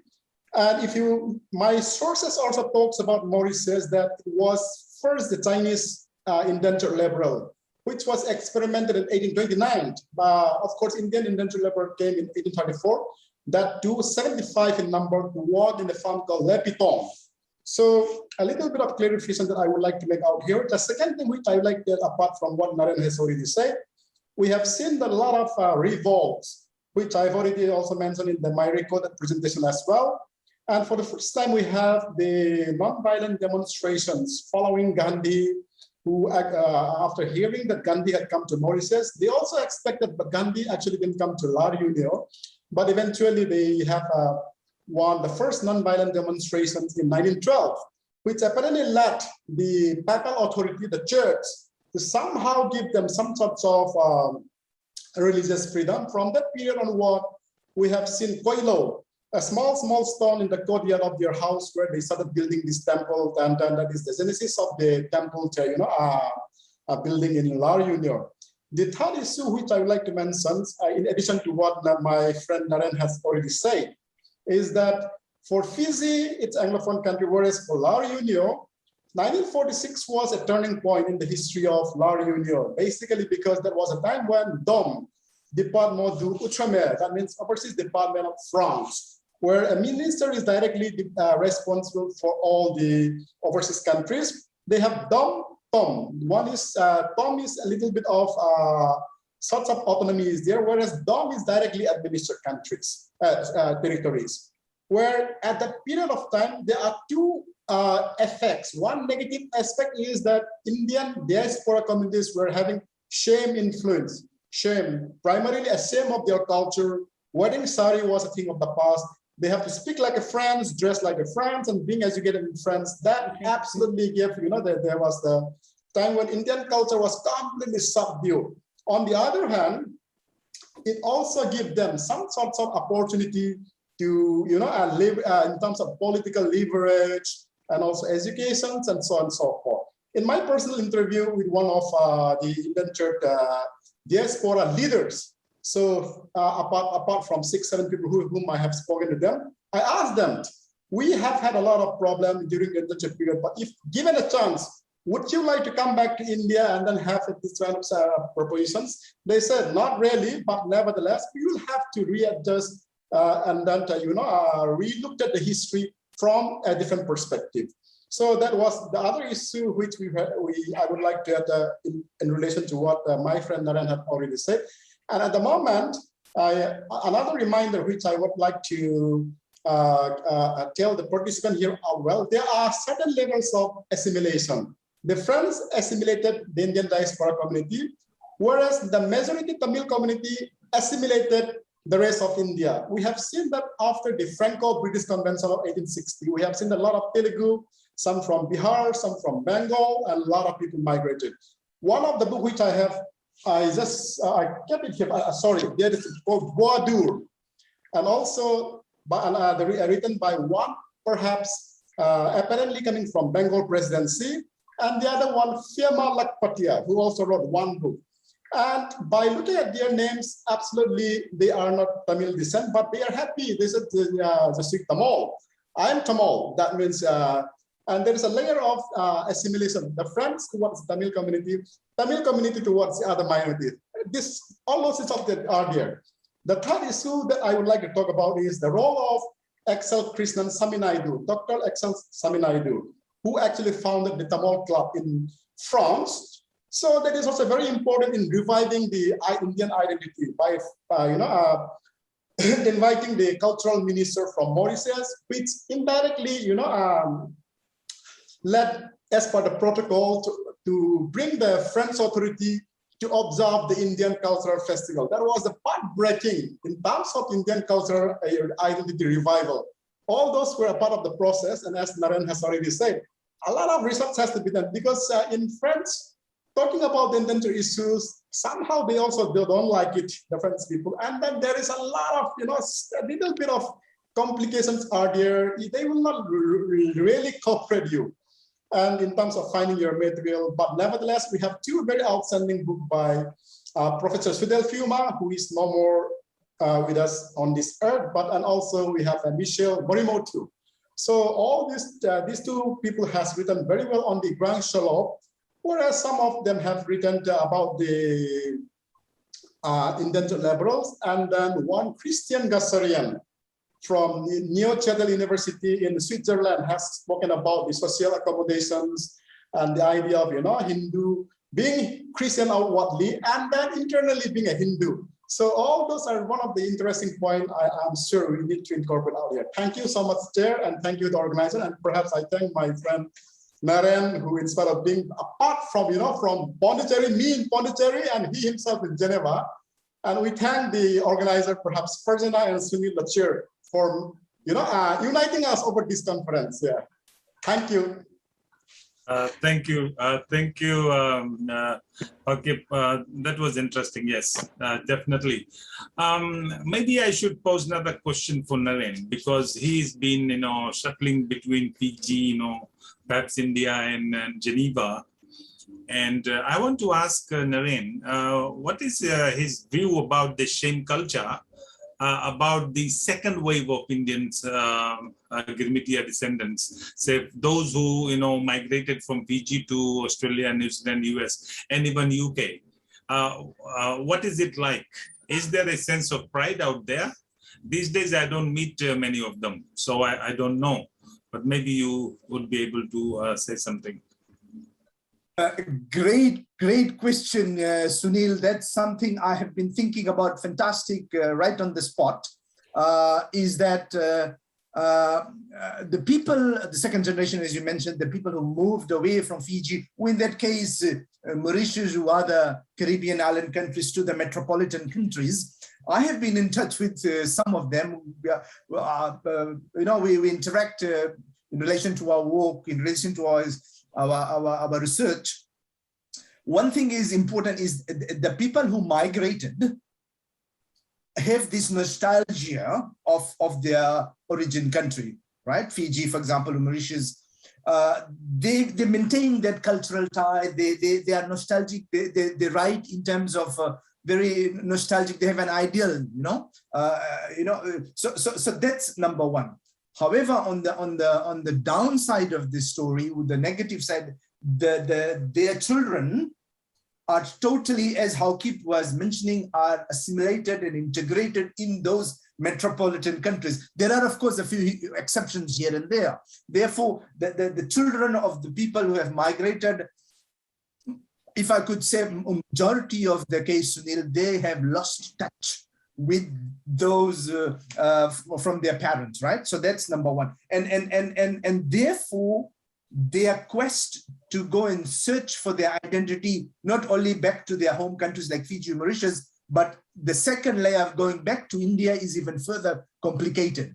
So on the one side, it's great that the first generation who migrated, they maintain, they try to keep and keep the connection alive. But the children have not been able to keep up with not only the language, cultural, there's no connection. Maybe they have very romanticized view, but they have not been able to connect and reconnect with the motherland India. So that's what I have seen. Maybe the other people would have something else to say. So thank you very much, Sunil, for that comment. Yeah, thanks, Naren. I think you have made that observation. I think it would probably be an idea to draw some kind of, attention to this in the next conference. While some of our, migrant, Girmitias are alive, we would want to get their, note their experiences in respect of what their kids, the next generation, actually is thinking about the culture, the connections, and so on. I think that would be a fantastic, thing to know. If we have any more questions, then we would want to. What do Girmitias call themselves in La Reunion, Mauritius? Maturities. And then I think this question is for you. Yes, Ganeshji, thank you very much for your questions. What do they call? Well, in the French, they call the descendants of the engagés, right? The term engagé in French means more or less the same as Girmitias. Those who were engaged with a particular kind of contract. So they call themselves in the Reunion Island that. But also, there's a corruption of word in the Reunion Island, where commonly they are known as the Malbars. Malabar, the coast of Malabar, the Indian coast, Malabar. Most of as Haokip was mentioning, is that there was this side-by-side cohabitation by the slaves who became free from African descent and the indentured laborers of the Zengage who came. In fact, the African slaves or those who were freed started calling the Indians Le Malbar in the Reunion Island. In fact, it's not the true reflection of where they came from. It is the coast of Malabar. So in the Reunion Island, they call the Indian descendants of the indentured laborers Malbar. But as I said, the true word would be descendant of the Zengage. I don't know, Haokip, do you have something to add to that? Yeah, that's Absolutely true, but nevertheless, since the French had a first port of embarkation was from the Malabar in Mahe. Today, the Pondicherry is one is in Kerala, there is Malabar Coast, one in Tamil Nadu, one in Andhra Pradesh. Therefore, is because of the port of embarkation. And this Malabar is considered to be slang, like the descendant of the slaves or whatever. Yeah, thank you, Naren. Yeah, I just put a little worry about it.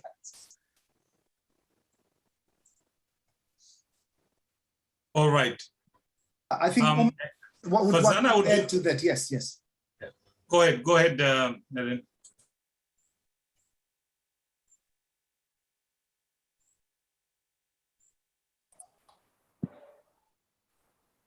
Naren, go for it. But you're muted. No, yeah.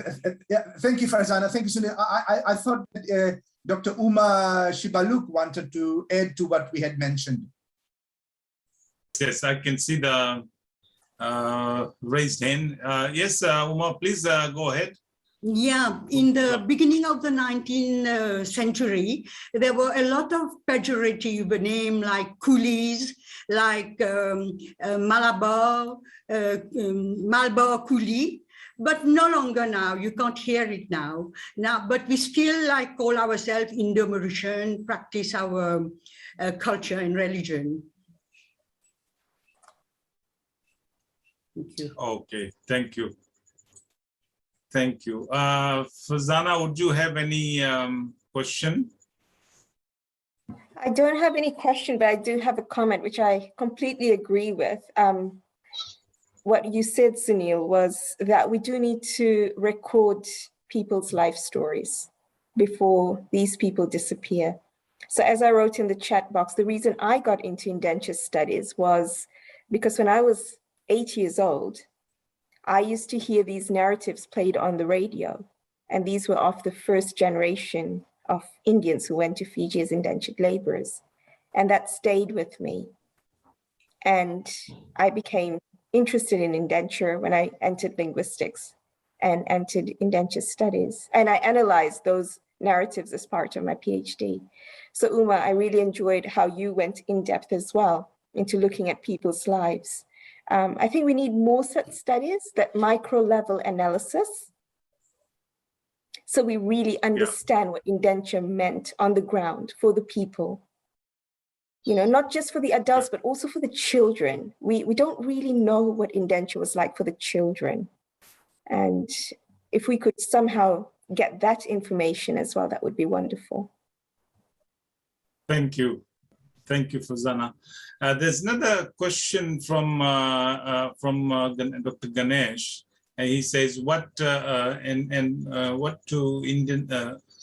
India Indians, question for Pawan, called the descendants of Indians in Mauritius and Trinidad. There was another question. And what do those who have migrated from Mauritius to Australia and US? There would be some connotations, etc. So is there someone who can answer that one?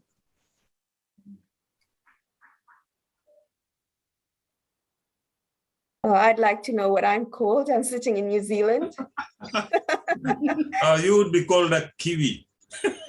You know, I know that we've talked about the children losing touch. But I also think if you've got that connection with Fiji, which we're very privileged to have, we're only 2.5 hours away from Fiji, so able to travel quite a bit. My son will always say, I'm born in New Zealand and I'm from Fiji. So he combines the two. And I've heard his friends are starting to say similar things. So I think if you've got that connection with Fiji for us, and they're able to go and experience the language and culture, they're okay. But if you live further away, it's of course going to be a lot harder.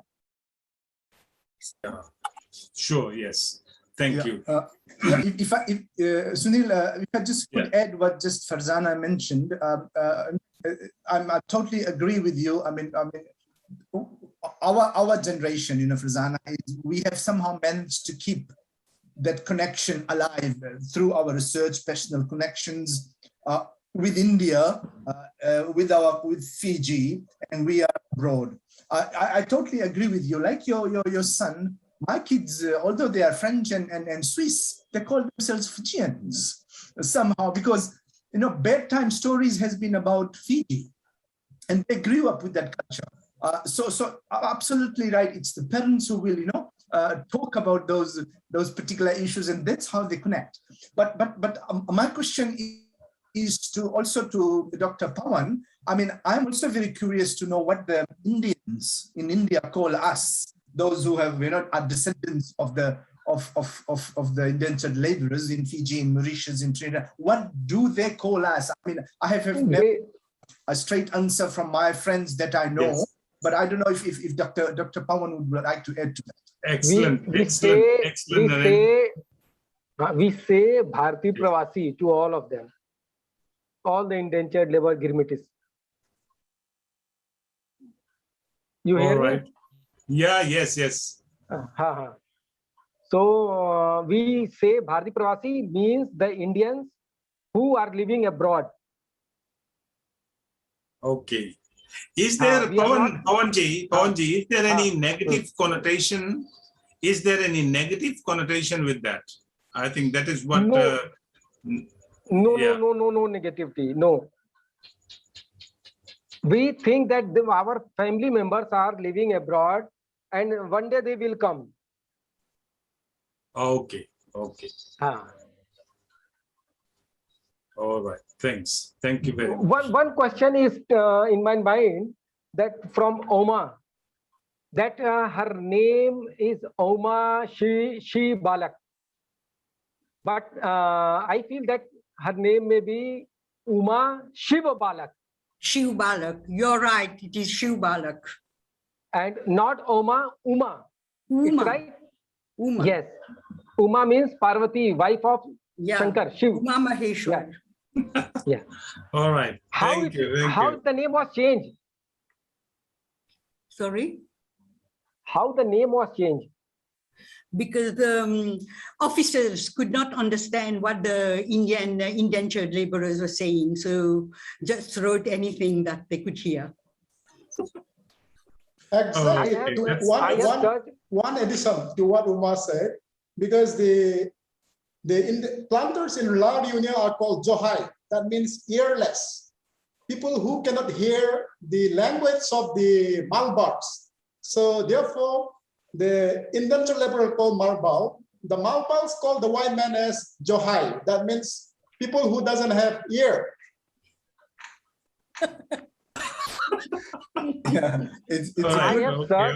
I have heard of several families in the immigration pass. They have written that not correctly. The pronunciation is different. I am from the 4th generation. Okay. On the immigration pass, the Britishers has written the different pronunciation. The name is Kanpur. They have written Kanpur, and when we will search, lot of problem comes on the name of villages, district, and the Thana. Okay. Yeah, maybe yes. Thank you. Are there any other?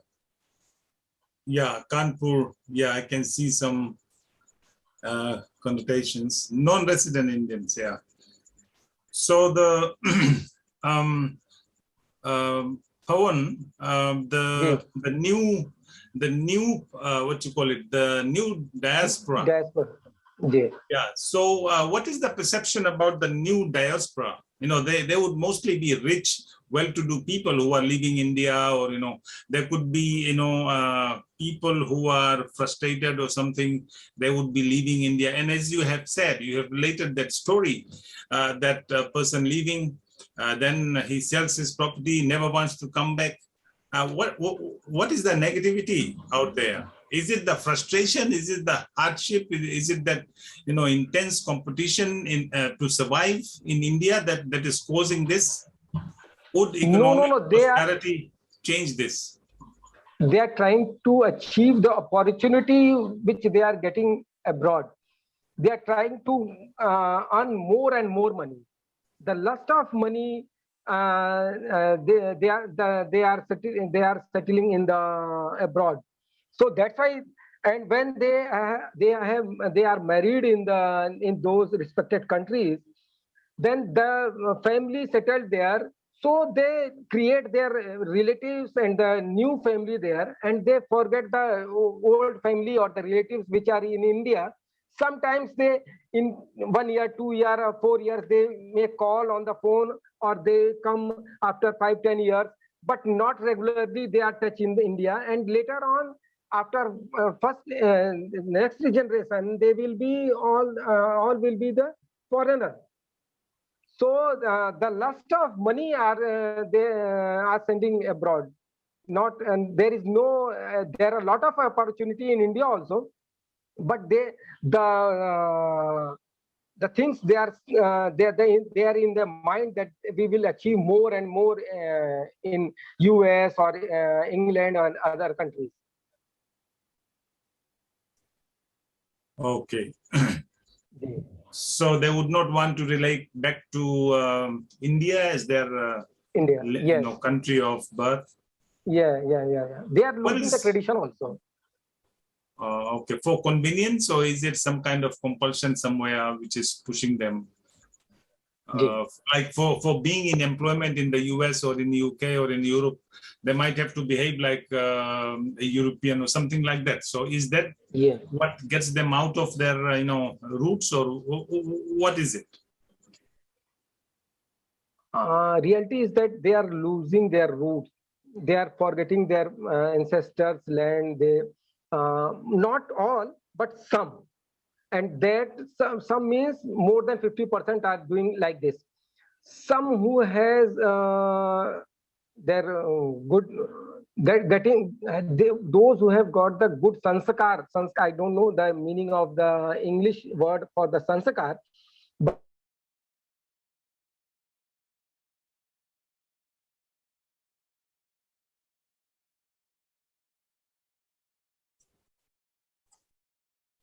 I think we have lost you, Pawan.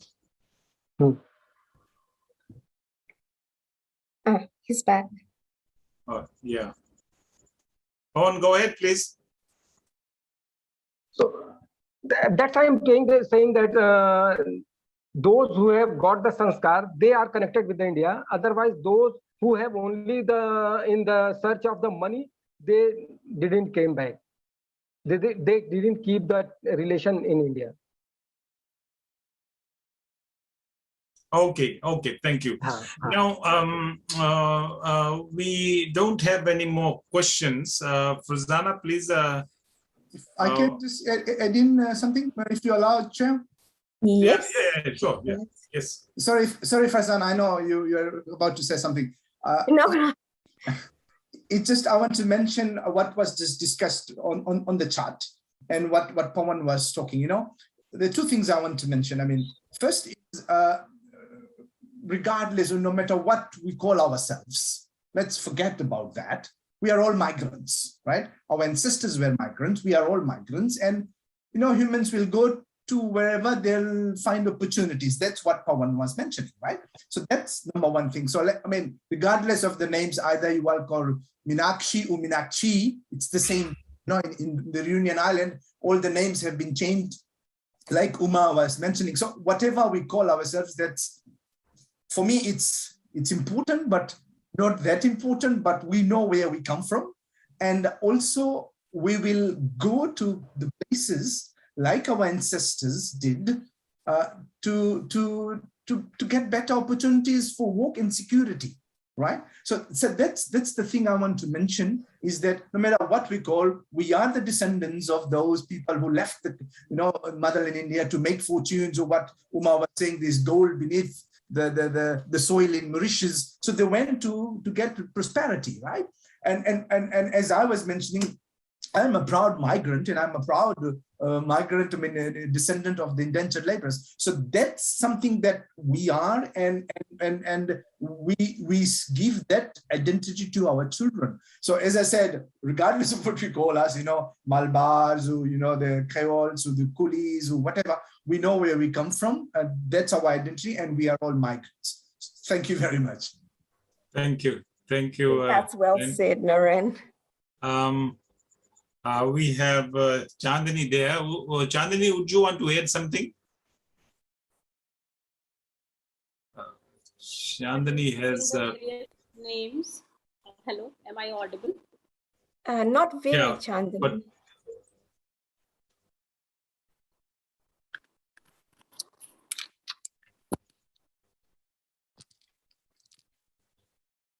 Am I audible now? yes, yes. Just to add a name that struck my mind, that we were talking about the various names of the indentures. They were also called Jahajis, as they used to be carried through the sea route, and they were carried into the ships. So ships are called Jahaj in Hindi.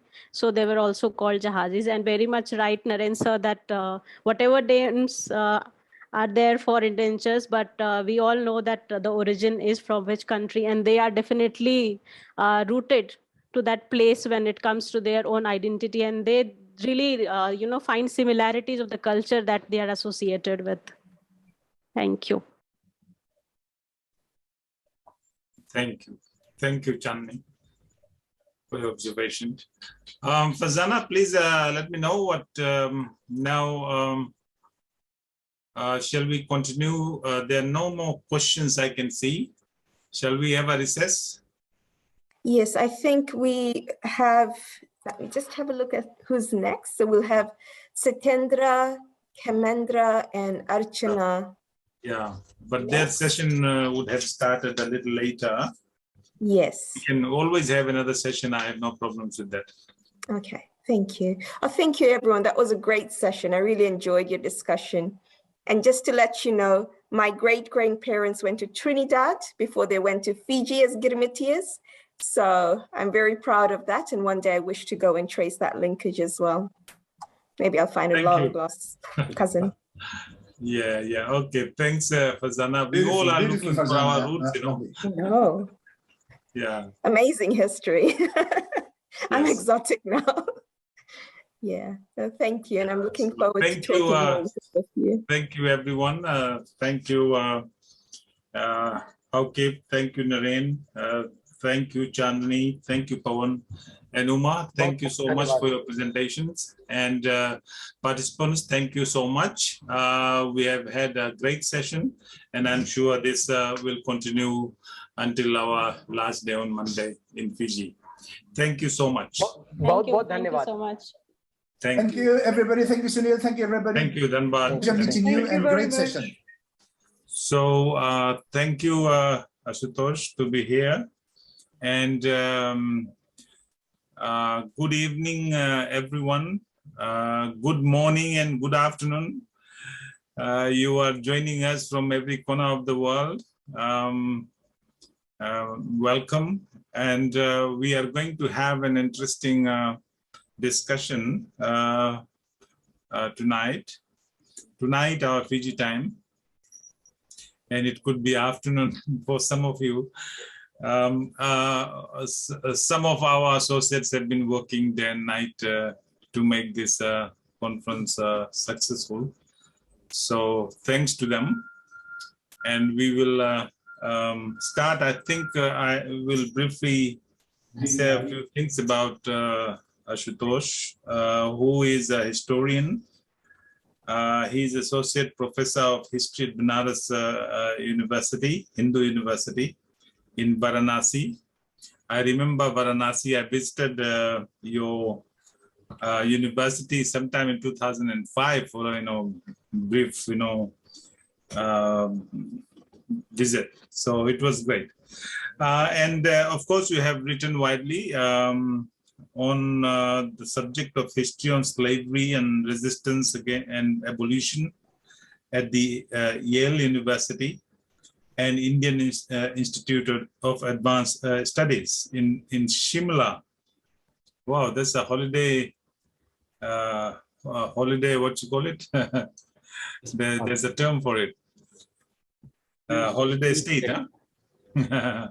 Okay, so we'll have you, Ashutosh, you have your time, and then we'll have a brief discussion after you have presented. Thank you.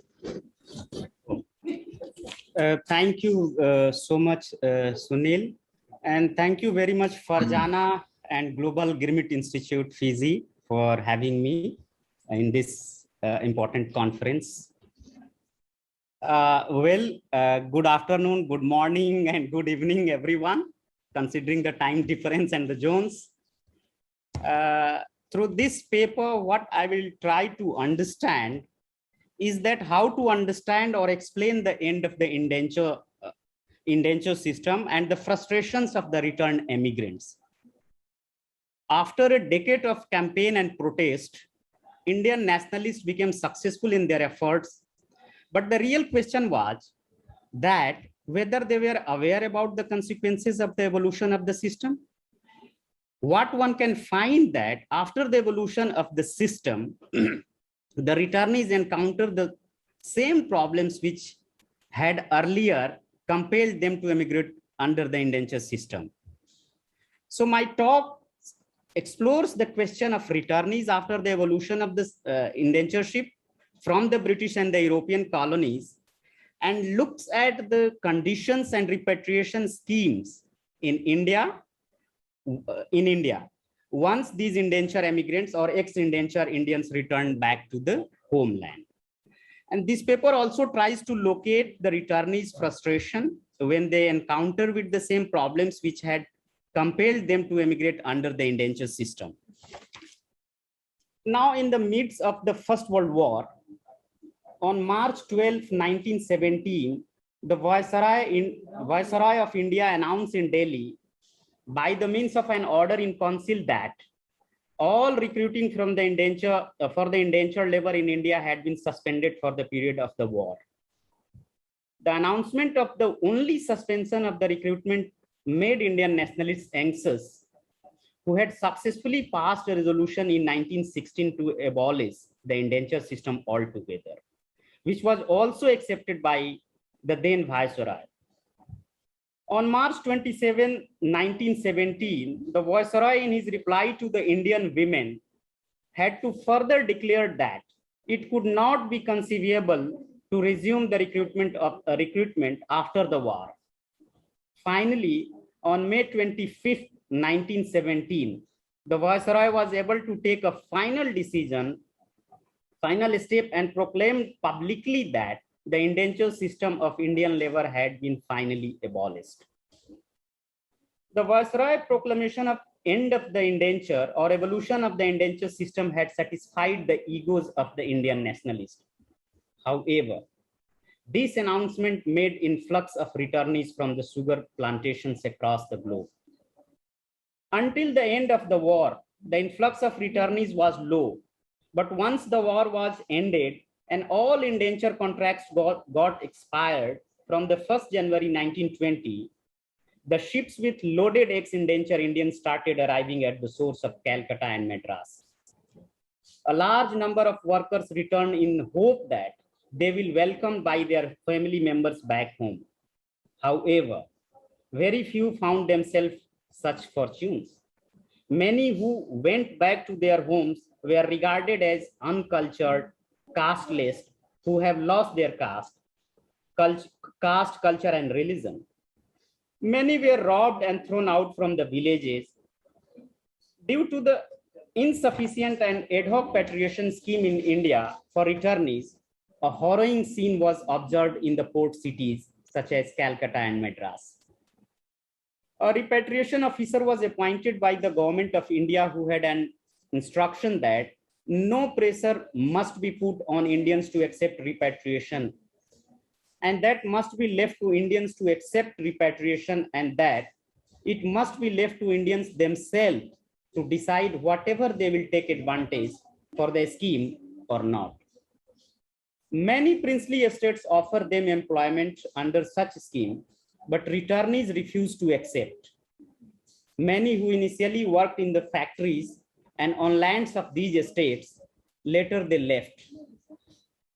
F.E. James, secretary of the YMCA, Calcutta, who later became the joint secretary of the Indian Immigrants Friendly Service Committee, described the condition of returned Indians in the following words, I quote, "These repatriates were scattered throughout the district, crowded in bastis, malaria-ridden, without work, nourishment or medical relief, a prey to the shark of the neighborhood who were exploiting their distress. Most of them were up-country people. Many of them, on their return from their colony, had been driven from their villages because they could not fit in with the social structure of the village community.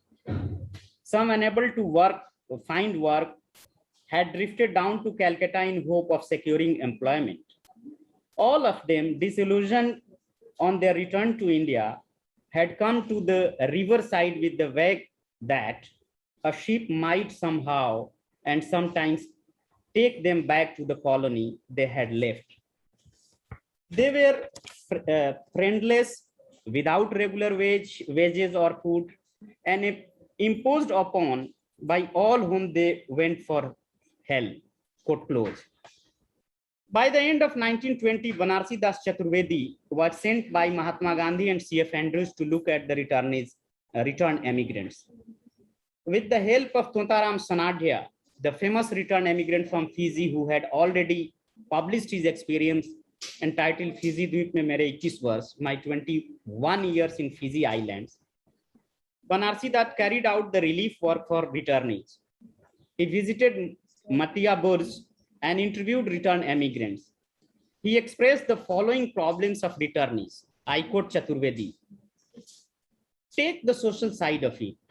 There are numbers of people among these returned emigrants who had married outside their caste, and they have their families, and surely it is almost an impossible task to get these people taken back in these respective social organizations. The question of marriages of their children arises another serious difficulty. Then the children who were born in the colonies find it most difficult to adjust themselves to their new surroundings. Having been accustomed to live in the socially free atmosphere of the colonies where they could get a living wage, these colonial born children chaffe at the caste-ridden atmosphere all around. Add to this economic distress, the want of employment, and you can imagine the miserable lot of these people.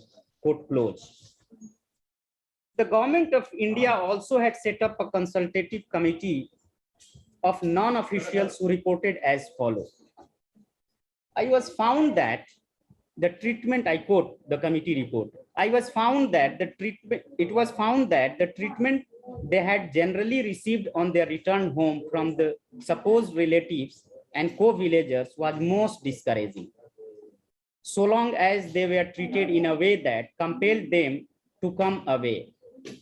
For instance, Tikaram of Madhuganj, district Hardoi from Suriname stated that when he went to his home, he could not find any relation, and whatsoever land he had been appropriated by others. He returned to Calcutta and secured job, but was never paid.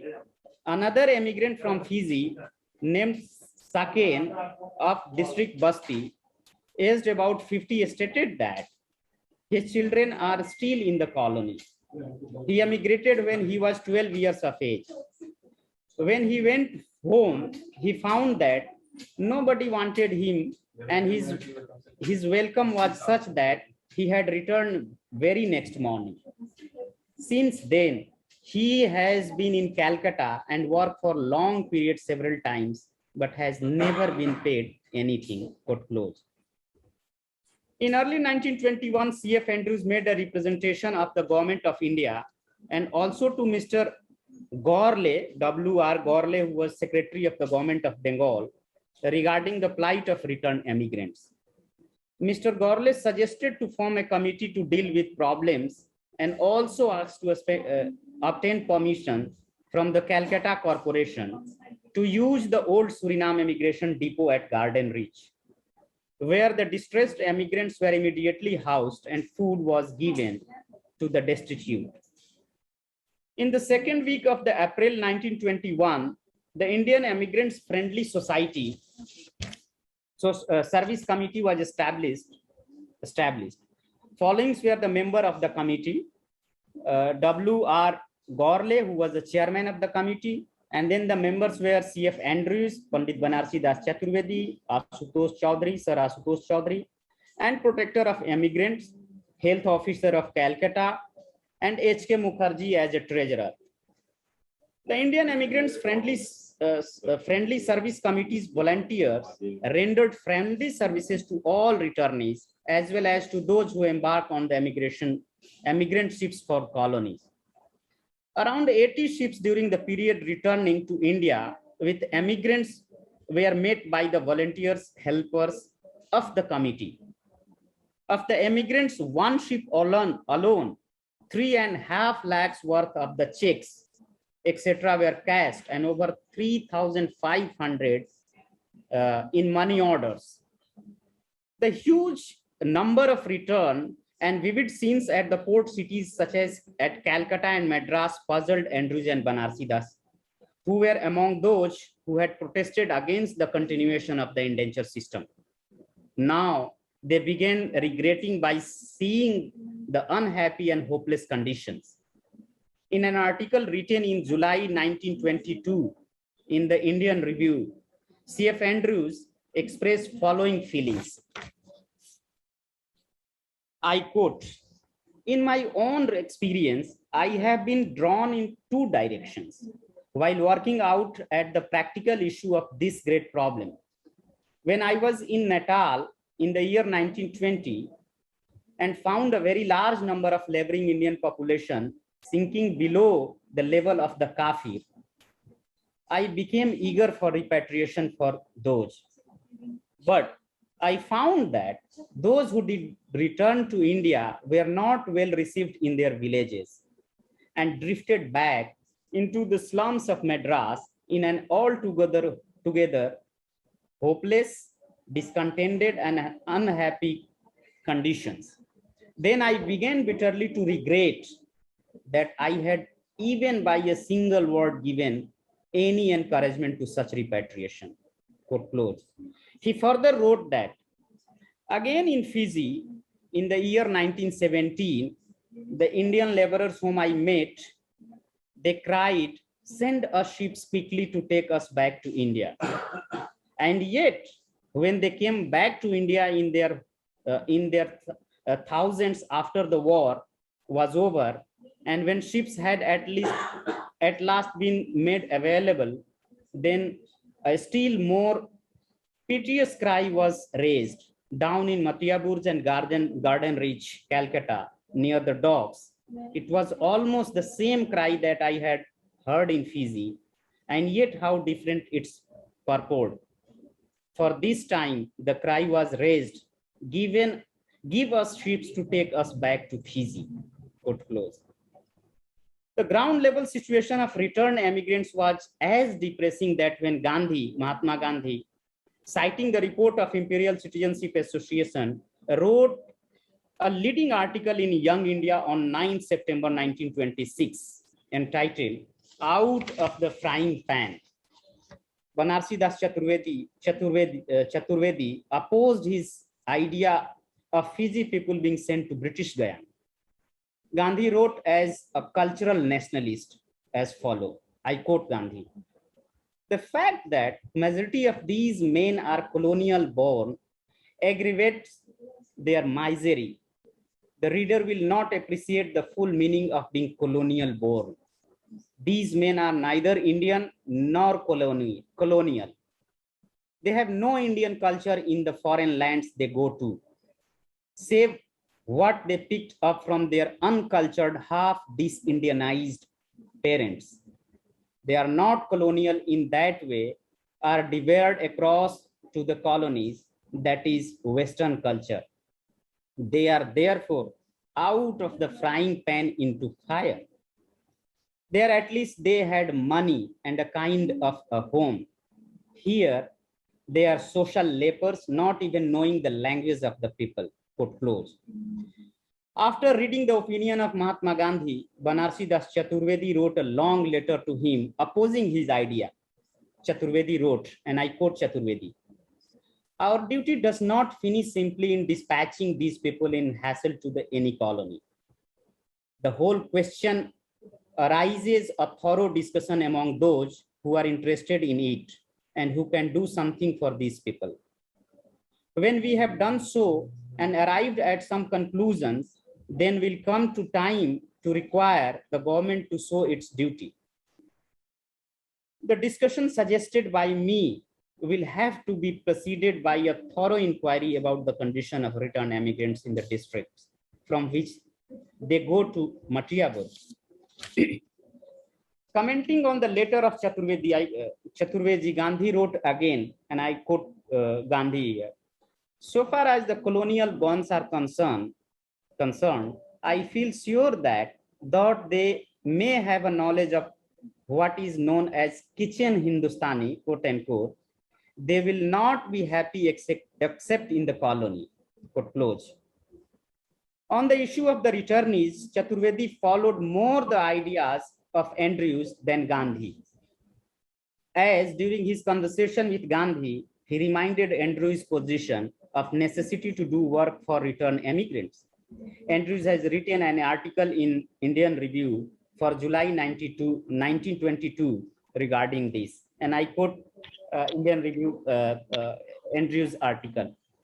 I quote, "But the greatest problem of all before us as workers is not this duty of caring for the returned emigrants and looking after them and feeding them in Calcutta, but rather the duty of getting them received in their home villages. An effort will now be made in a much more careful and detailed way to follow up each returned emigrants to his own village, to meet these villagers personally, to explain to them the supreme duty of caring up these their fellow countrymen, and also the disgrace that it would be if they were left uncared for. This effort will be made by national and social workers of every kind, and I have a hope that it will in the end meet with success," quote close. Now looking to the Congress, it seems that Congress was not so much interested in the repatriation of the returned emigrants. After many meetings with Andrews, Pollock, and Mahatma Gandhi, Banarsi Das Chaturvedi wrote a letter to Pandit Jawaharlal Nehru, then Secretary of the All India Congress Committee. In his reply to Chaturvedi on 2nd of February 1925, Nehru agreed to appoint to inquire into the conditions of the returnee.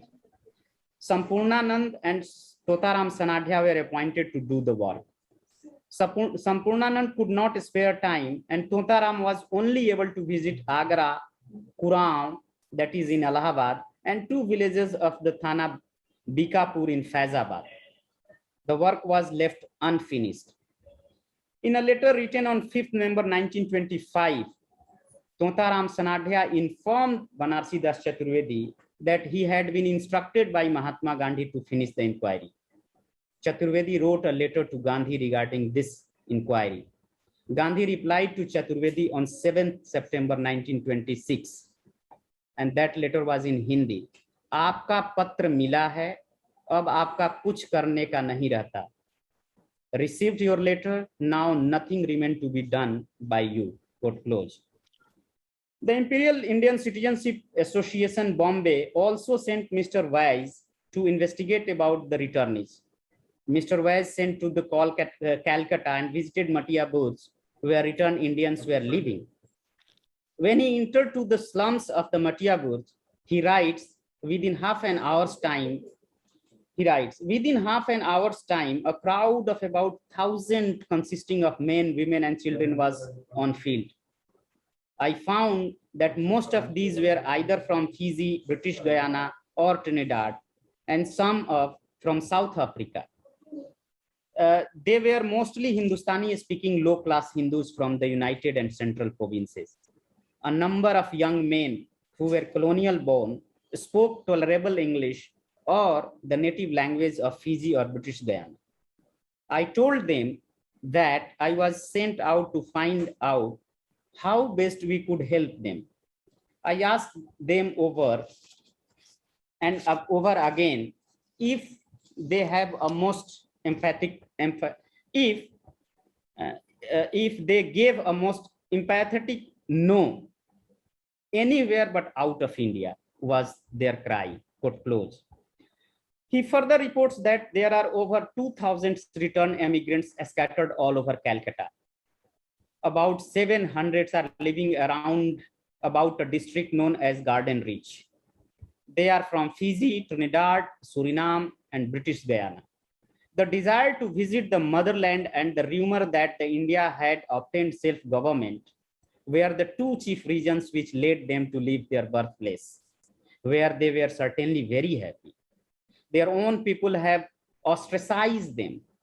So they are in Calcutta in the hope that one day, somehow, or they will be sent out to these colonies. Anywhere, Fiji or British Guyana, but out of India, is their own one cry and hope. Some of them have been in Calcutta in the hope for over 5 years. They are famished. They have suffered very much, but the fortitude and cheerfulness with which they have borne it are remarkable. Their lot is at the lowest ebb of the human misery. Most of them are living in precarious life by earning 8 anna to a rupees a day. Their complaints is that the petty contractors under whom they work as laborers either do not pay them according to agreement or disappear without payment. It is very pathetic to see them begging to be sent out of India. The majority are colonial born and many of them do not know any Indian language. They are good, nurtured, hardworking, and have a spirit de corps which bind them together. None of them has so far been implicated in any theft case.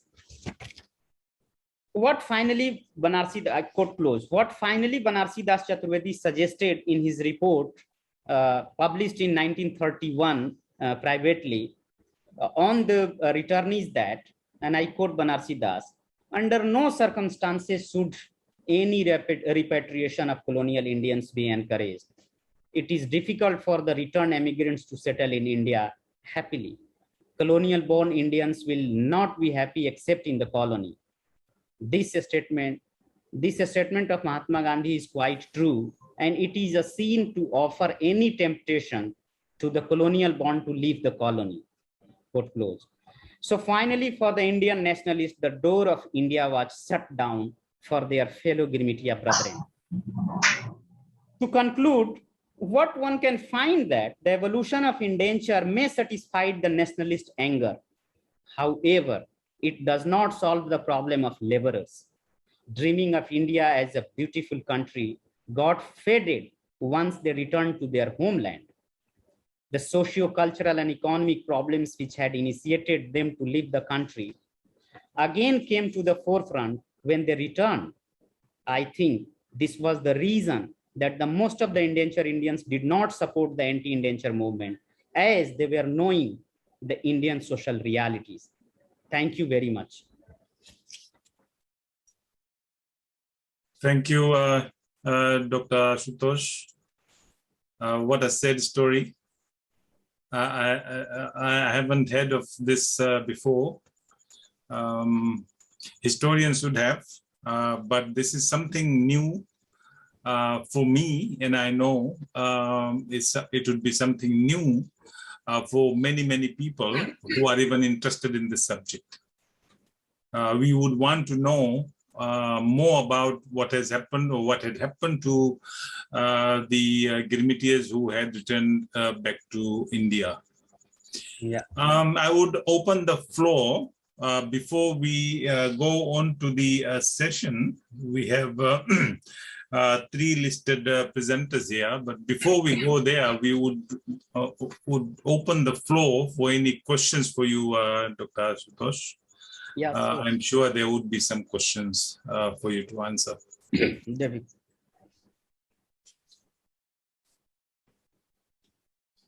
Thank you. Please, if you have any questions, do raise it with Dr. Ashutosh. I'm sure he would be much willing to answer them. Of course, of course. Fazana, I think you are the one who should ask. Are you there? I am here. Thank you Yes, so yes, much, yes. Sunil. I was trying to give everyone else an opportunity. First of all, thank you, Ashutosh. That was an excellent presentation. So how did you get interested in this subject area? See, thank you, Farjana. I mean, it's a long story.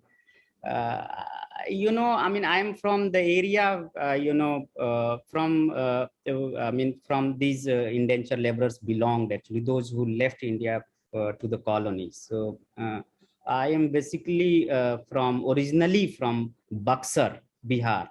And, you know, these were the labor catchment areas during colonial periods to send not only overseas laborer to the inland migration, as well as you know, there had been a long tradition even in this area to get employment outside the region. So and many people from my village, even they left and went somewhere. We don't know where, but definitely they were in Mauritius, Fiji, or any colony. When I was doing my study in Delhi University, Professor Brizlal in 2006, I think, he visited Delhi University and delivered a talk. Actually, he is the one who inspired me to do the research on that. So, and since I was from the same labor catchment area, I found this topic really relevant for myself. Apart from that, what I, imagined actually later, that my mom, who was only a literate woman in my village, she was, writing all the time letters to the illiterate women whose husbands were working in Calcutta or Bombay or in other, cities. So then I remembered that,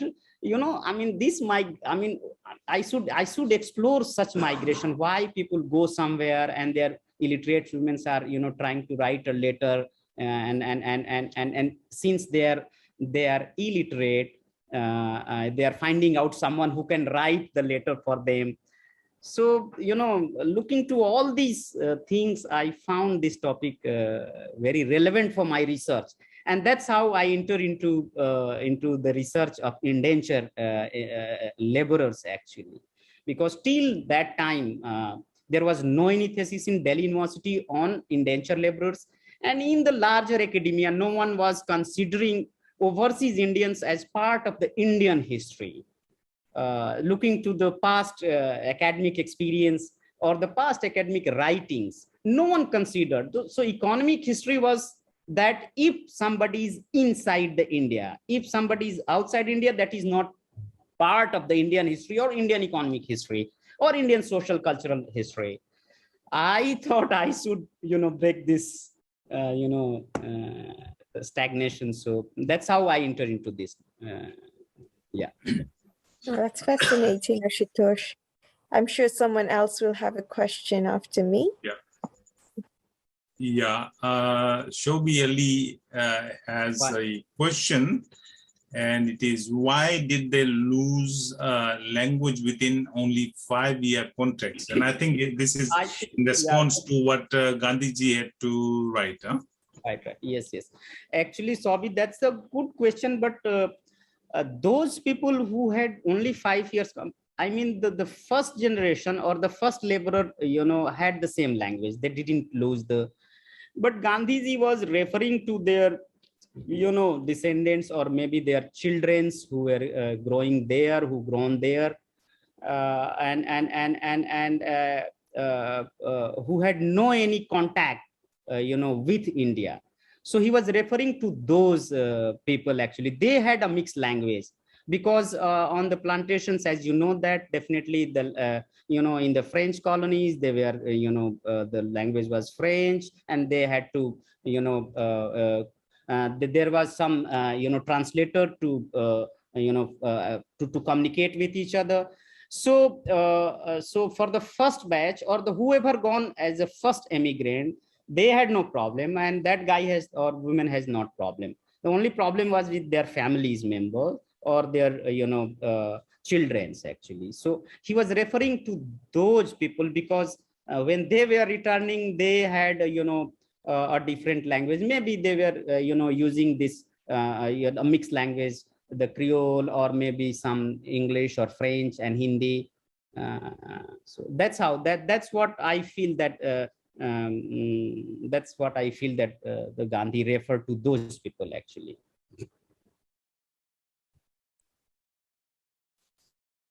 Thank you, Ashutosh ji.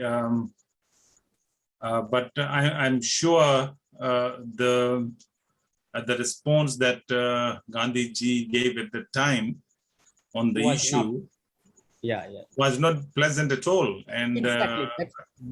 That's what I try to actually point out in my, I mean, the whole discussion was that, I mean, you started being a you know, overseas Indian himself, Gandhi, fighting, claiming that you are fighting for the indentured laborers, though he was not. In my earlier writings, one can you know, see the debate. And when you return back, became Mahatma, now these people are, you know, people are kitchen Hindustani for you. I mean, there is, I mean, so for the evolution, you did a big, you know, protest, you know, and many, you know, a kind of different nationalism came into being, and the question of women and many things came into being. But once they, I mean, the system was ended, and when people are returning back, then they are burden of the beast now. So see, so that's what I wanted to you know, point out. The duality played during or after the end of the indenture by the nationalists. Few nationalists got interested in the repatriation question or for the returnees actually. They were not wanted to, you know, get them back. So that's what I wanted to convey actually. Thank you. Thank you, Ashutosh ji. And I think the contradiction that in his approach that we can see, he initiated the abolition of it. And then he opposes them coming back. I think there would be people who would want to figure out whether there was a hidden agenda coming out or coming from somewhere for him to abolish the indentured laborers going to the colonies. And then with his, I think it was a deep sentiment, the way he wrote his response to them coming back.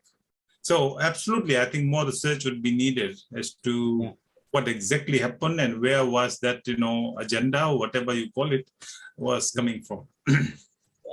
That is why, look, if you look at the Chaturvedi reply, actually, he was not happy.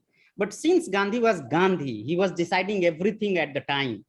He did not oppose. I mean, he opposed initially. He said that, I mean, why you are, you know, saying that no one should come from the colony to India.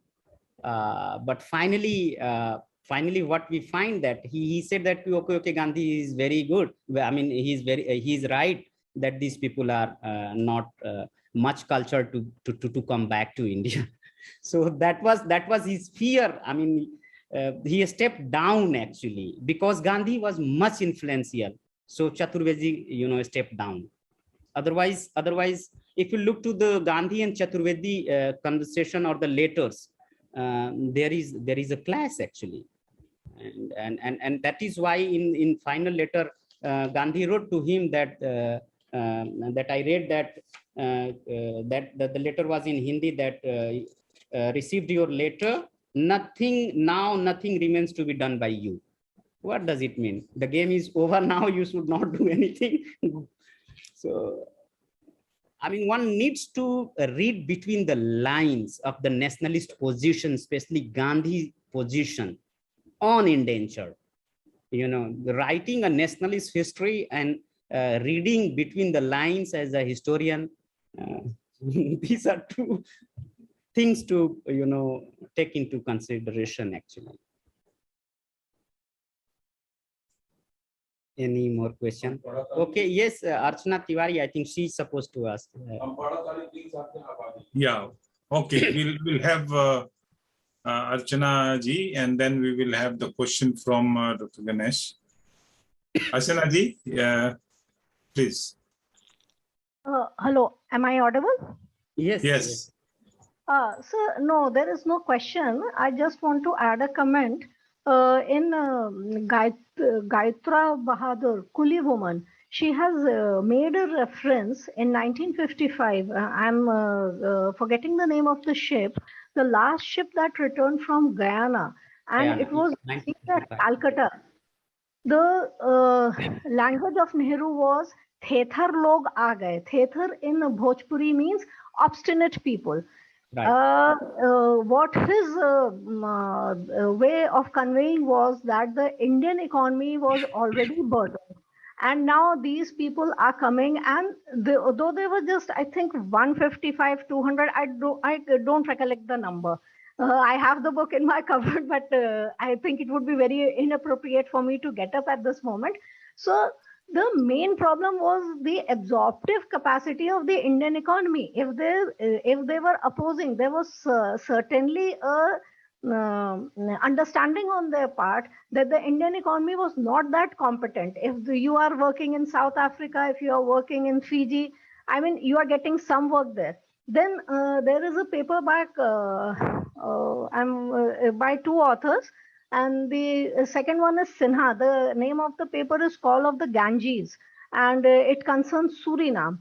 In that paper also, there is a footnote in which it is said that one of the men who had returned after completing his indenture, and he was sitting outside his, what we can say, his hut or his small house, and he was sitting on the cot. And at that very moment, a Brahmin, that is a high caste person, he passed by, and he said that, how dare you sit on the cot when I'm walking here? I mean, I'm a high caste person and you're not supposed to sit on the cot. And he hit that man on the head. So he said that it's no use living here, at least in the colony, there is no such distinction in caste. And at least I'm getting some respect there. Then they were getting some land, or they had some prospect of settling down. That was the, I think, more appropriate reason that look at the economy of India. If we were to recall all the Indians who had gone as indentured labor, I mean, what would be the level of unemployment, and look at the contemporary absorptive capacity of India. I mean, that's the explanation. I don't think so that culture and those things are that important. Yes, there was this question that people who were returning to their villages, the pundits and the priests, they were literally extracting last paisa from the indentured labor, that if you want to get accepted into the society, you have to undergo all these ceremonies. So they were being exploited economically by their own people. They were being literally robbed of all the savings. So what was the point to return? Stay where you are. I mean, that's the only thing that I have to say. Thank you, sir. Yeah, thank you. Thank you. I mean, thanks for this. But we are not discussing here 1955 scene, actually. The last one when India got independence. It's 1916 to until 1935, when we don't know how Indian economy was running. So do you think, sir, there is any difference? 1947, we independence. Our first 5-year plan begins in 1951. Between 1951 and 1955, how much progress are we making? So what? I don't think there is a sea of difference between 1916 and 1955. Yes, sir. Please. Sorry. Let me go ahead. Let me tell you the story. None of the historian works on the basis of the sources, right? And I can't say in the vague that the Indian economy was not that much to absorb everyone who has gone outside. And the one of the major reason against the indenture system was that the plight of the labor from India. You know why Marwari Association and Marwari people were engaged in the anti-indenture campaign? What was the reason? Why? Because they were looking for the laborers at their mills in Calcutta, in everywhere. That was the reason. Look to the discussion on why Marwari associations are involved, or why they involved in the anti-indenture campaign. Not because it was diminishing or the name of the India actually. That was not the logic. The logic was that what this Marwari Association, proclaimed that because these people are going out, who will work in our factories?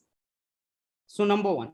Number two, that none of the file look to the debate. Look to the whole argument given by the Indian nationalists. No one is talking about the economy, and many states even given them the them space. So as I mentioned that many Maharajas and given the land, but these people did not sustain there. They said that we will not do work there. So at that time, there was no any discussion of the economic problem of the country. And that end of indenture was not happened due to the economic problem of the country. Or Gandhi was not stopping these people, to come to India because the economy was, you cannot be able to take the burden of those people. Now in 1955, I mean, since my research confined until 1935, and I know very much that until 1935, there was no any discussion among anyone, even the among government or the nationalist or the third party, that there is an economic problem in the country, and that is why we should not accept any repatriates or any indentured laborer who were in the colony. So, so the economic explanation is unrealistic, actually. I mean, until you have the certain evidences or the files or the reports showing that our India has no capacity to accept anyone because I mean, can you believe that at the eve of the independence, Banarsi Das Chaturvedi and Sampurna Nand, who became the governor of some of the state, they said that why we should not think to make those colonies of India's colony now. Look to that debate. They said that why Mauritius should not be the colony of India because we have 85% population. So now we should claim that the Mauritius should be the colony of India. I mean, thanks to Nehru that he did not accept that logic and he stopped, any discussion further on doing so. So economic explanation is, I mean, I did not come across, I mean, I work on the files, I work on the sources. Without source, I can't give any argument. And I didn't find any reference of economic burden, a burden in, creating obstacle for the coming of Indian indentured laborers.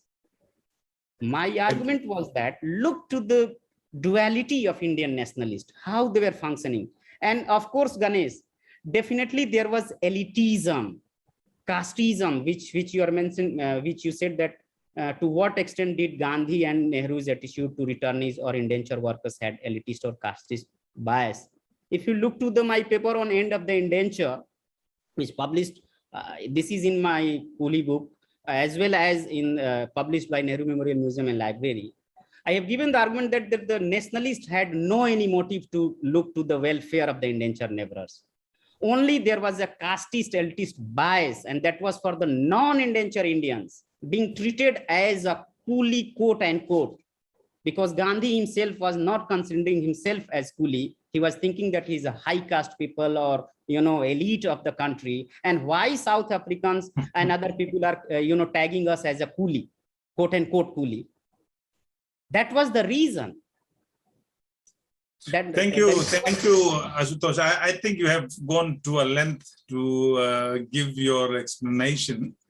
Are there any more questions? But definitely we need more discussions on that, and surely we will do that.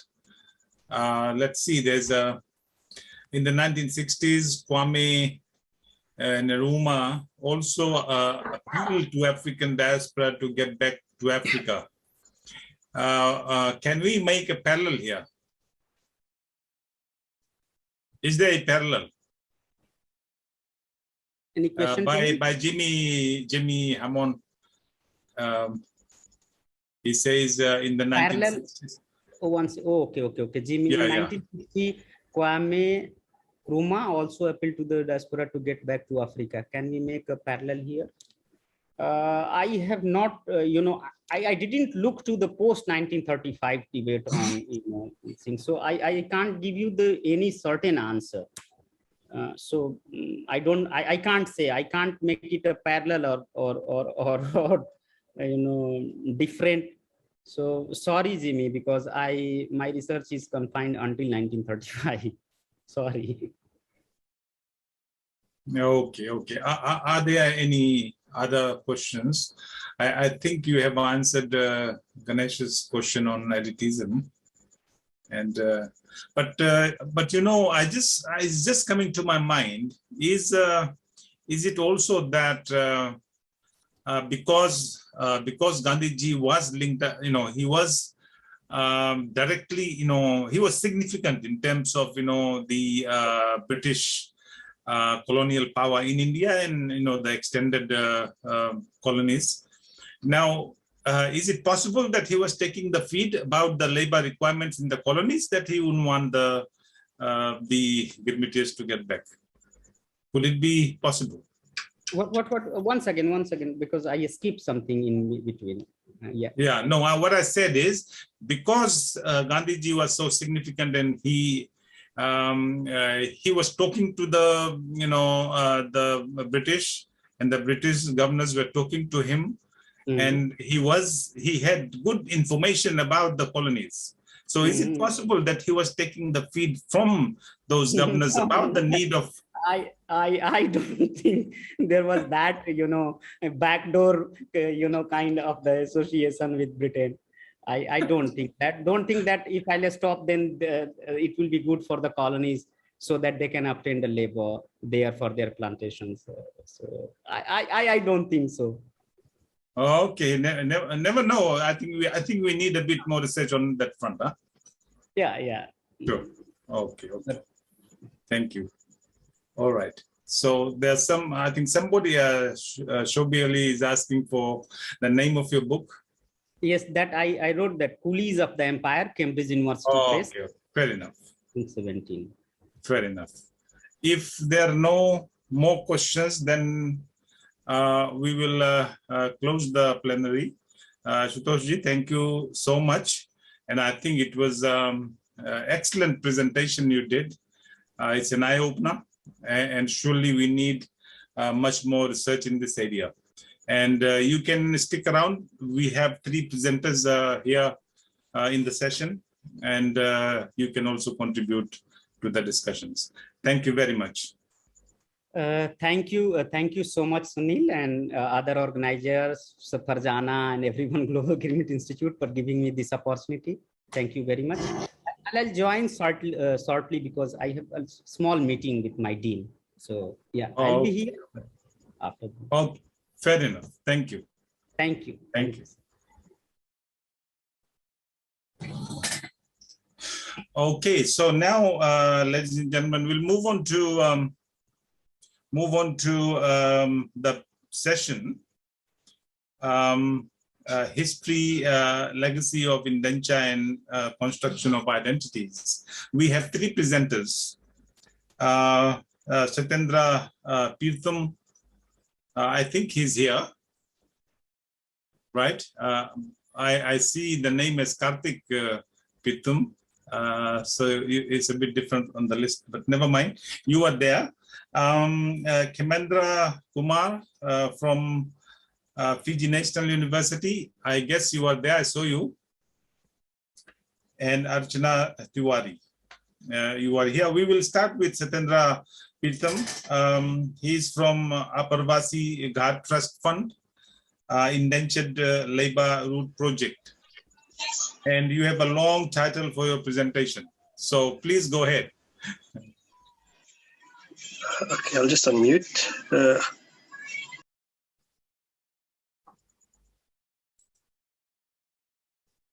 We can't hear you. Karthik, we can't hear you. Yes. Okay, can you hear me now? Yes, go ahead. Okay, please. so As per the video which I recorded with one of the organizers, and I would like to thank Farzana and Ganesh Chand, who are now old friends, good friends of mine now, and also Raju. The theme that I'm talking about is essentially about returning immigrants, those who return to India. And over the last 3 years, I have been doing a lot of research on those returning immigrants, just like Kumar, who is a good friend of mine, and other historians, including people from Reunion Island, Govindin Sali, Surendra Bana from South Africa. Even, if I'm not mistaken, Brijlal did some research on the returning immigrants or the returnees. Also, we have Chan Choini from Suriname, and of course Lomas Rupnarayan, who has been doing it. Even earlier, I was engaged in this with Marina Carter, with whom I produced my first book, and other historians like Lila Gajida Sarup, who passed away a few years ago. So why is it important to look at these returning immigrants? It's very simple. Over the last 3 years in the MGI archives, you may have heard about it, because the Mauritian records, just like those of Fiji, Suriname and other countries, have been listed on the UNESCO Memory of the World Register. And in the MGI archives, there are 58 volumes known as the PJ series, which contain thousands of pages and documents the returns of more than 110,000 or 108,000 Indian returnees from 1860 to 1930. And my interest in this, just like you have been talking about economics, etc., is the economic aspect, which is very important. It shows us that the indentured labor system was not only exploitative, it was not only inhumane, it was not only a system that there was only the push factor, there was also a pull factor. Essentially, those 80,000 out of the 108,000, around 80,000 or 3/4 of them returned to India by paying their own ship passages. They also took with them what we often call girni, which comes from the word Guinea, which was used by the British in Africa and then in India by the 1800s. They came back with money, silver, gold, remittances.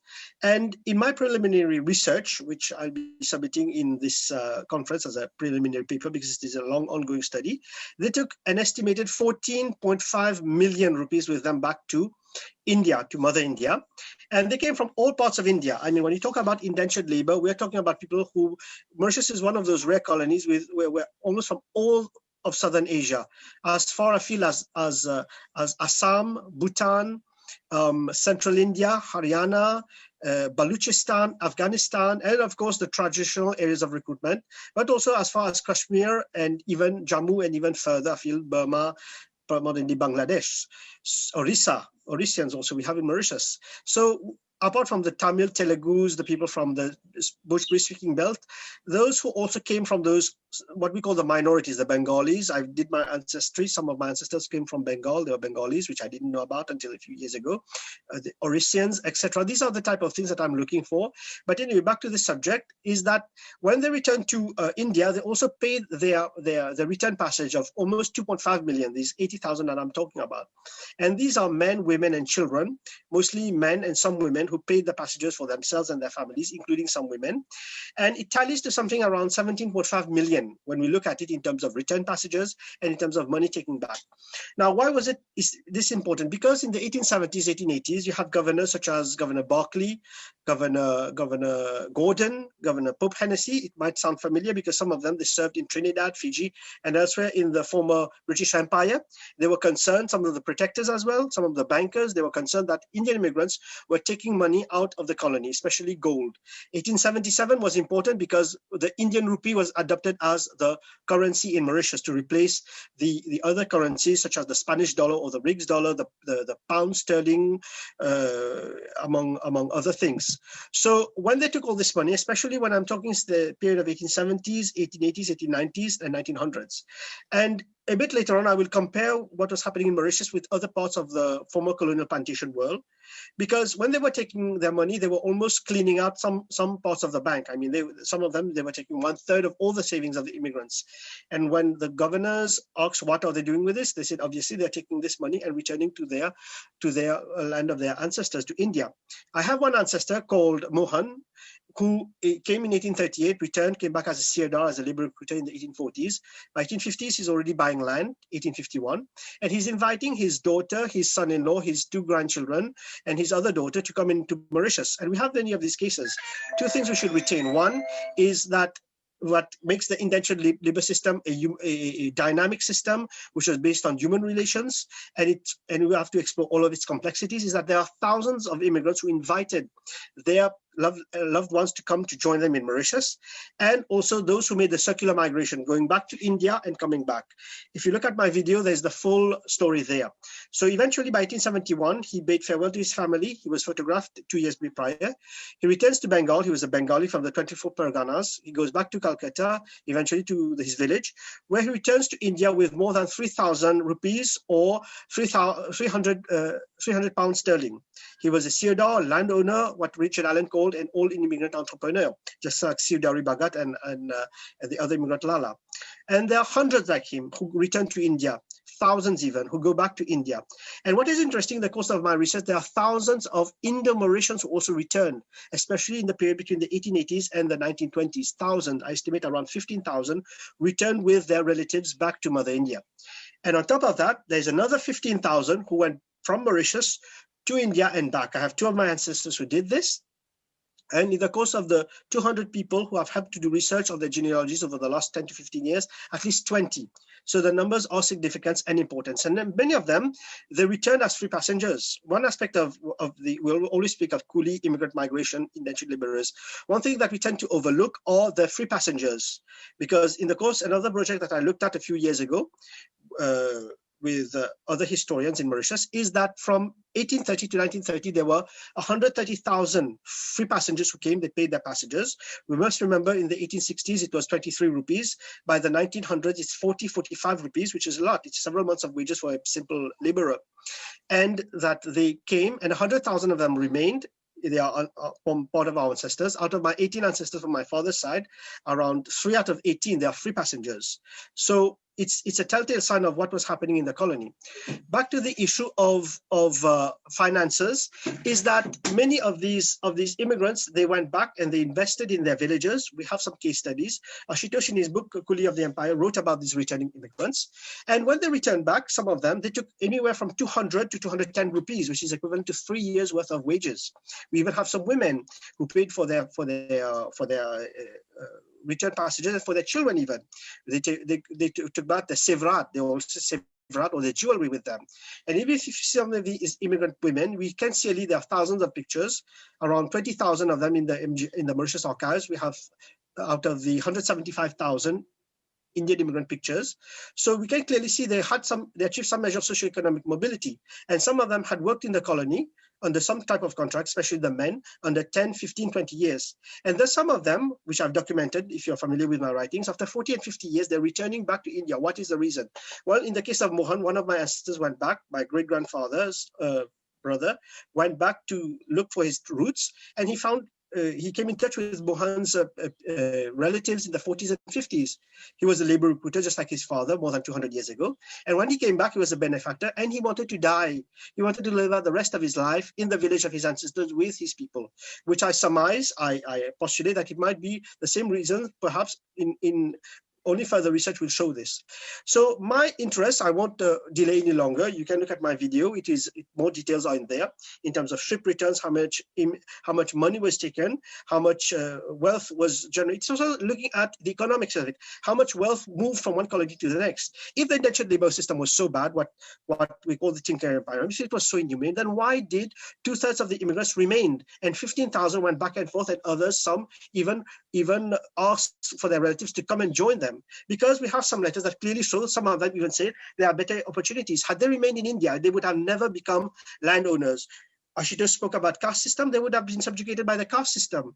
I have ancestors, widows, who lost their husband, they were able to remarry, resettle, and become landowners. Had they remained in rural India, in the Bhojpuri belt or elsewhere, they would have never been able to achieve this. That is why, I'm just ending on this note, I and many of us of what I qualify myself as an overseas Indian, is that we are grateful that our ancestors left Mother India to seek a better life for themselves and for their children. And today, when you look at Mauritius as a success story and other parts of it, because my mother comes from Guyana, I know Guyana very well. I can tell you of my experience there as well, is that when they left, it was for the better. They sought better economic opportunities, and they were not ignorant as we tend to portray them. And this is what I found through my genealogy and my recent research. So I end on this note, and I thank everyone, and I thank the organizers and also Dr. Sunil Kumar for that introduction, for giving me an opportunity. And in my paper that I will be submitting by end of this year or whenever it's required, you will get further details because it is part of a broader research that will take me quite some time to finish. Thank you for your time and attention, and I hope that you enjoy the rest of this conference. Thank you. Thank you, Peerthum. Excellent presentation. Definitely, there would be many questions arising from it. A very stimulating presentation. Some of the things you have said, I think that would be taken on by some people who are having different views. But surely you would want to answer the questions that arise from this, huh? Yes, indeed. Thank you. Yes. All right. So we will have the next presenter, Khemendra Kumar from Fiji National University. Come in, please go ahead. Thank you, Dr. Kumar. Am I audible to everyone? Yeah, loud and clear. No problem. Well, yeah, big bulabinaka to everyone. It's wonderful to be part of this conference, and I'm thoroughly enjoying all the presentations so far. The title of my paper is My 21 Years in the Fiji Islands, a Review. As you know, this book was written by Totaram Sanade. Totaram Sanade's Fiji Dweep Mein Mere 21 Varsh, later translated as My 21 Years in the Fiji Islands, is a first book written by an indentured laborer or Girmitia in Fiji. The book encompasses the author's first-hand experiences and anecdotes from the point of view of an Indian. As a result, Sanade's book counters many Western biases generally highlighted in history text about the indenture system. For the scholars of diaspora, this book provides insights into why many Indians chose to indenture themselves and eventually became part of old diaspora. This paper seeks to review and highlight the major threads of my 21 years in the Fiji Islands. The main threads are treachery in the recruitment process, unjust and unfair treatment, social and moral degeneration, and racism suffered by the Girmitias in Fiji. Let me introduce Sanade. John Kelly, the co-translator of My 21 Years in the Fiji Islands, introduces the book by stating its uniqueness. The book gives special insights into the Girmit experience and history. He introduces the translated edition by asserting, and I quote, "While a great number of books have been written about the indenture system and the lives of Girmitia laborers in Fiji and elsewhere, only this one was written at the time of the indenture, from the Indian point of view, and from first-hand experiences of the lives of the Girmitias in Fiji." For this reason, Kelly qualifies Sanade as a remarkable man who spent 21 years in Fiji. And after completing his indentureship, he fought for the rights of his fellow Girmitias. Upon his return, Sanade devoted his life to abolishing the indenture system. Let me tell you one thing, his departure from Fiji was a significant event that received attention in the Pacific Herald. This rare mention was a feat of a man otherwise reduced to coolie status by the colonial apparatus. Complementary to this, Sanade found an audience in J.W. Burton's The Fiji of Today. As a Christian missionary, Burton, who carried white man's burden, was dismayed by Sanade's pragmatic practices, but later acknowledged Sanade's intelligence. Similarly, when Sanade wrote back, fond encounters with Burton was mentioned. Moving on, for Banarsidas Chaturvedi, Sanade was highly respected by his countrymen in Fiji for his noble deeds. He revived Sanatan Dharma among Hindus. He also wrote to Mahatma Gandhi and requested him to send a barrister to represent Indians in Fiji.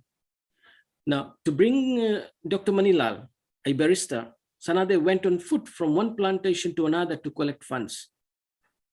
As an esteemed religious leader, he organized the first Ram Leela festival in 1902 in Navua.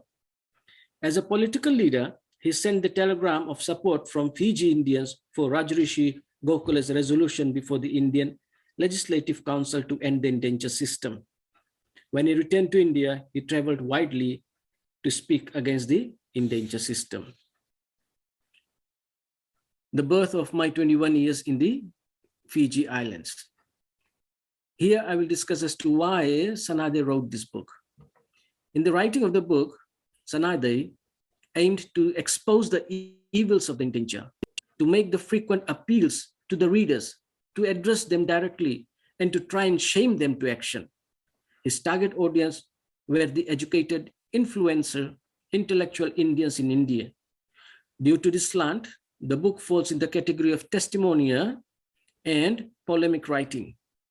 Let me tell you, in a nutshell, my 21 years in Fiji Islands is a source of insight into Fiji's indenture system and the Girmitias within it, the players. It reflects the truth from the Girmitias' point of view, the reality of the time as perceived by the system's participant.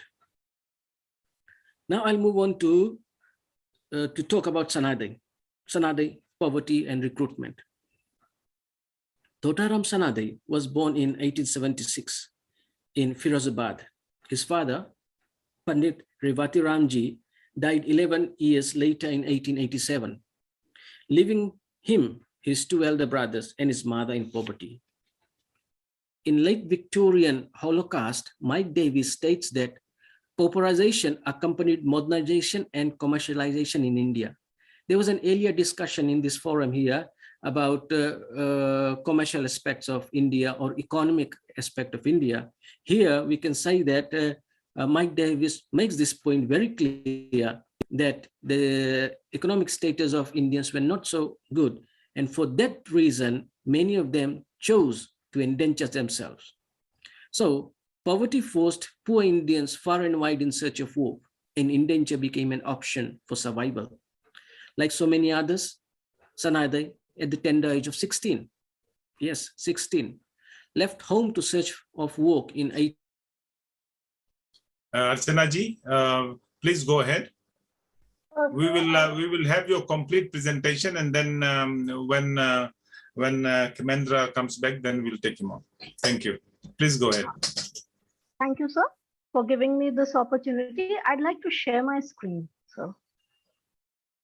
Foremost, I'm very thankful to Ma'am Farzana that my paper was selected, and I've been given this opportunity by the Girmit Institute to present my paper. And it was so nice that Khemendra Kumar ji, he was taking a part of my paper because here I have tried to compare two indentured Indians. One is Totaram Sanadhe, who went to Fiji, and the other one is Dichu, who went to British Guiana.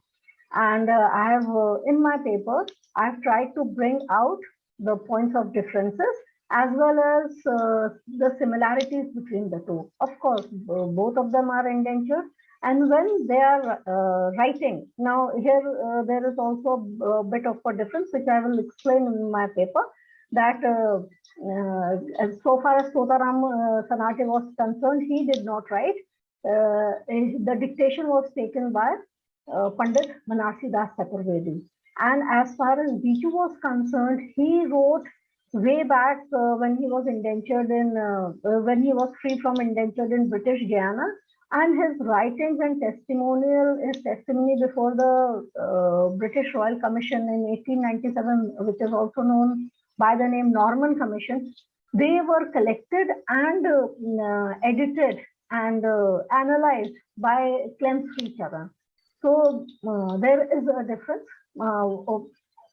Safely we can say that the writings, they were brought out by other people.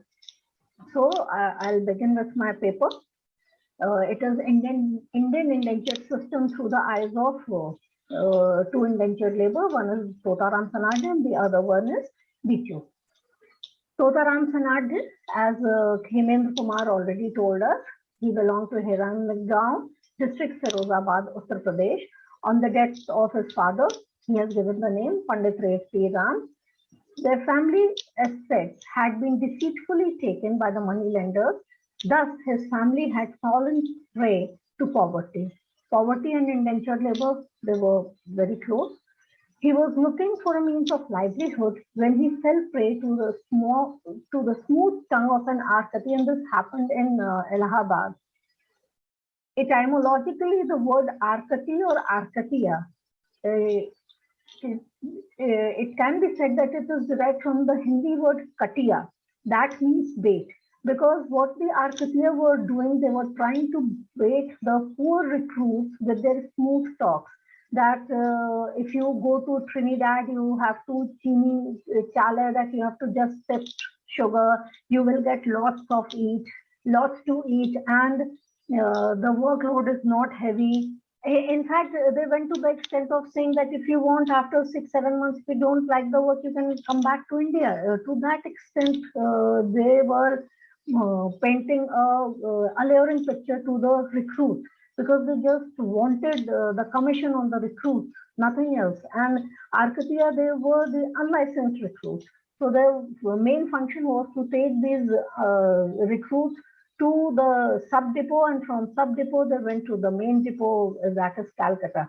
So their interaction with the recruit was for a very short time, and their main purpose was to just enroll, somehow make this recruit reach the sub depot. Okay, Totaram Sanadhe arrived in Fiji on May 28, 1893, and the name of his ship is Jamuna.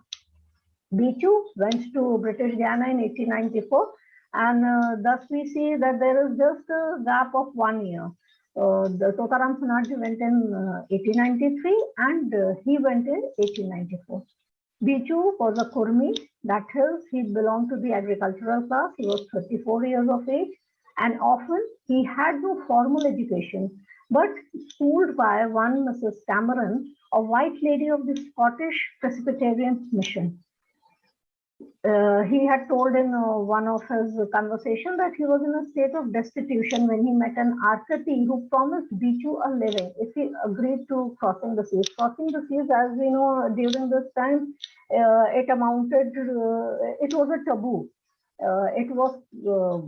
There was a belief both in Hindus and Muslims that once you cross the seas, you lose your religion.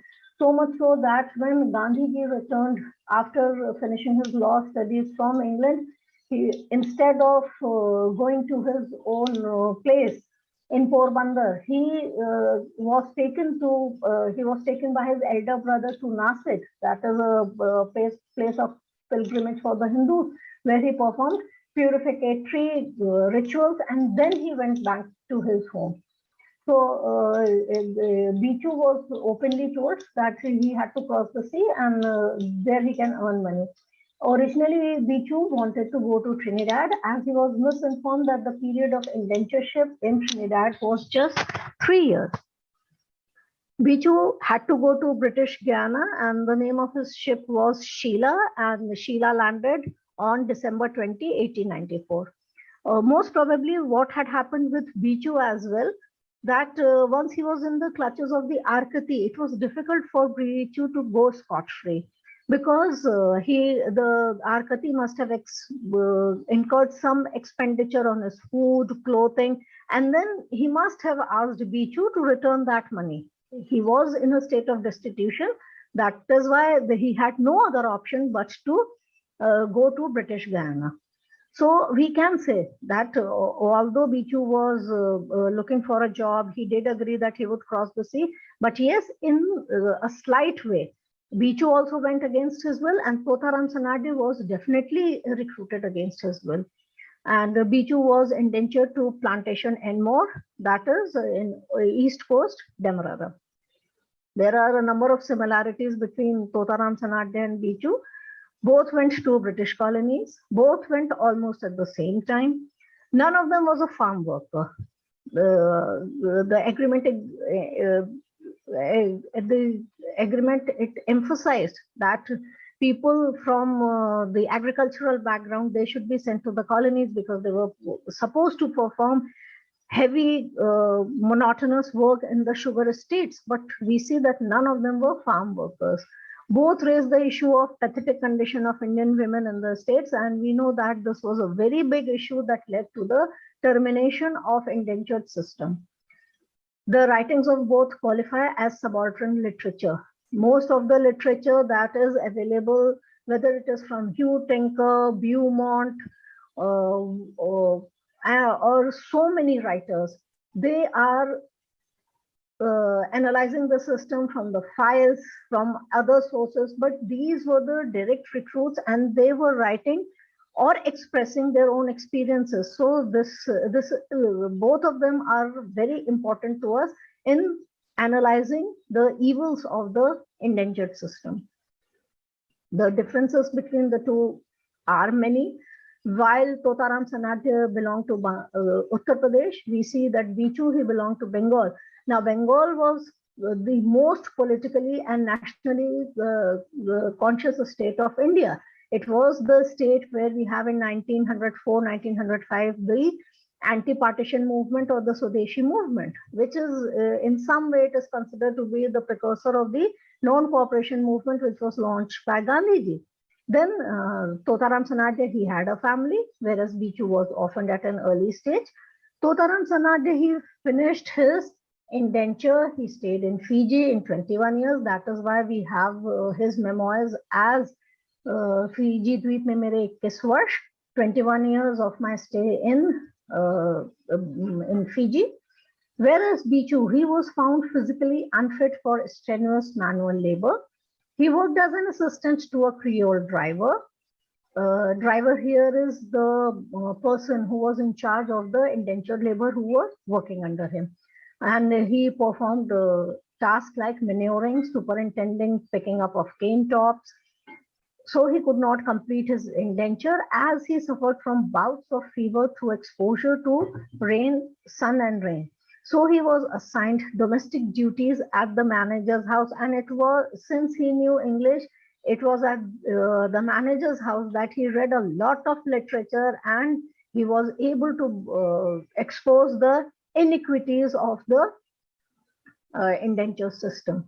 And very interesting fact that since he was schooled by a Scottish woman, and later on also he was in touch with many Christian missionaries, whenever he was pointing against the indentured labor, he was supporting the evidence that it was inhumane by quoting from the Bible. His writings are laced with biblical references.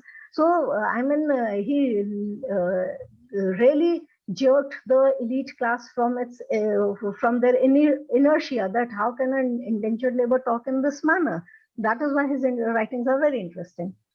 Then the writings of Totaram Sanadhya, we see that they qualify as a source of oral history. Why it is oral history? Because he had no formal education, so the dictation was taken down by Banarsi Das Chaturvedi. He had great sympathy for the indentured Indians. So when he returned to India in I'm so sorry, the date is wrong here. I'll make the change, 1914. He related his ordeal of 21 years in Fiji to Pandit Banarsi Das Chaturvedi. Now, the papers and the testimony of Bichu, and they are also very important. He is the lone Indian representative to have in the Norman Commission, because he could converse in English, and all the writings, his testimony, the letters that he used to write could contribute to the newspaper, the Daily Telegraph, if I'm not mistaken, the name would be in one of the slides later on. And they were all collected and edited by Professor Clem Sricharan in 1997. That is 100 years after this Norman Commission. So this is it. Now, both the writings of Totaram Sanadhya and Clem Sricharan, they are significant in their own way. So here I'm so glad that the date is correct, that Totaram Sanadhya returned to India in April 1914 after a stay of 21 years. Totaram stayed in Dharamtalla, Calcutta for a month. Through his speeches, Totaram launched a scathing attack on the ills of the indentured labor system. Later, Totaram Sanadhya met Pandit Banarsi Das Chaturvedi. Banarsi Das Chaturvedi also belonged to Firozabad. Maybe that was the reason that two of them had such a good chemistry, and this book resulted. Who championed the cause of indentured Indians through his writings in Hindi literature. Since Totaram Sanadhya lacked formal education, he was reluctant to pen down his autobiography. So Pandit Chaturvedi decided to take dictation as Totaram narrated his memoirs. In this way, the historic book Fiji Dweep Mein Mere 21 Varsh, the book was used as the publicity material in the anti-indentured labor campaign. Fiji Dweep Mein Mere 21 Varsh can be compared to Uncle Tom's Cabin, which was written by Harriet Beecher Stowe and which was a heavy publicity material during the anti-slavery campaign in USA and even the American Civil War. While publishing Fiji Dweep Mein Mere 21 Varsh, Pandit Banarsi Das had included only those incidents of Sanadhya's life which would serve to arouse opinion in the anti-indentured campaign. The book was translated in many languages: Marathi, Gujarati, Urdu, that is the languages that are spoken in India. And English translation was also done under the supervision of C.F. Andrews. Sanadhya toured many cities: Lahore, Ambala, and Mathura. Mathura is the place of the pilgrimage, and we find a number of references that the women, they were recruited, the widows and the women maybe who lost contact with their relatives or who were finding their way. Many of them, they were recruited in Mathura and gave lectures against indenture system. He participated in the Madras session, that is in December 1914, of the Indian National Congress as the representative of Fiji. Shri F.G. Natesan moved the resolution for total abolition of recruitment of indentured labor on December 30th, 1914. The resolution was seconded by Totaram Sanadhya in Hindustani. That is, he did not speak in English. While narrating his life, the events of his life, Totaram Sanadhya had also told about the social, cultural, religious aspects of the infant Indian community in Fiji and relations of Indians with the natives in Fiji. Pandit Banarsi Das had omitted these aspects in Fiji Dweep Mein Mere 21 Varsh because he just wanted that those memoirs of Totaram Sanadhya which highlighted or which told about the abuses of the indentured system. So in 1955, Pandit Chaturvedi, he handed over the unpublished manuscript to Dr. K.L. Gillian, who used some of the narration of Totaram in his book. The title of the book is Fiji's Indian Migrants, A History to the End of Indenture in 1920. Dr. Gillian gave the manuscript to his research scholar, Brijvilal. This manuscript was published in 1994 under the title Bhoot Len Ki Katha, Totaram Sanadhya Ka Fiji, with Dr. Brijvilal and Yogendra Yadav as co-editors. In 2007-8, Dr. Ashutosh Kumar, who was with us right now, met Dr. Brijvilal in Australia.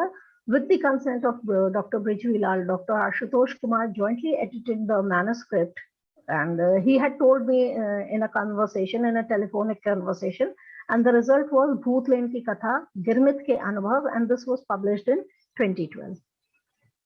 Now, the significance of the writings and teaching testimony of Bichu. Among all the indentured labor, Bichu stands out due to two reasons. The documents and records till date show that Bichu is the only indentured labor who was well versed in English. We don't have any other evidence that any other indentured labor was well versed in English. He was the only Indian to have testified before the West Indian Royal Commission, 1897, and this was, as we can say, a corollary to his knowledge of English language.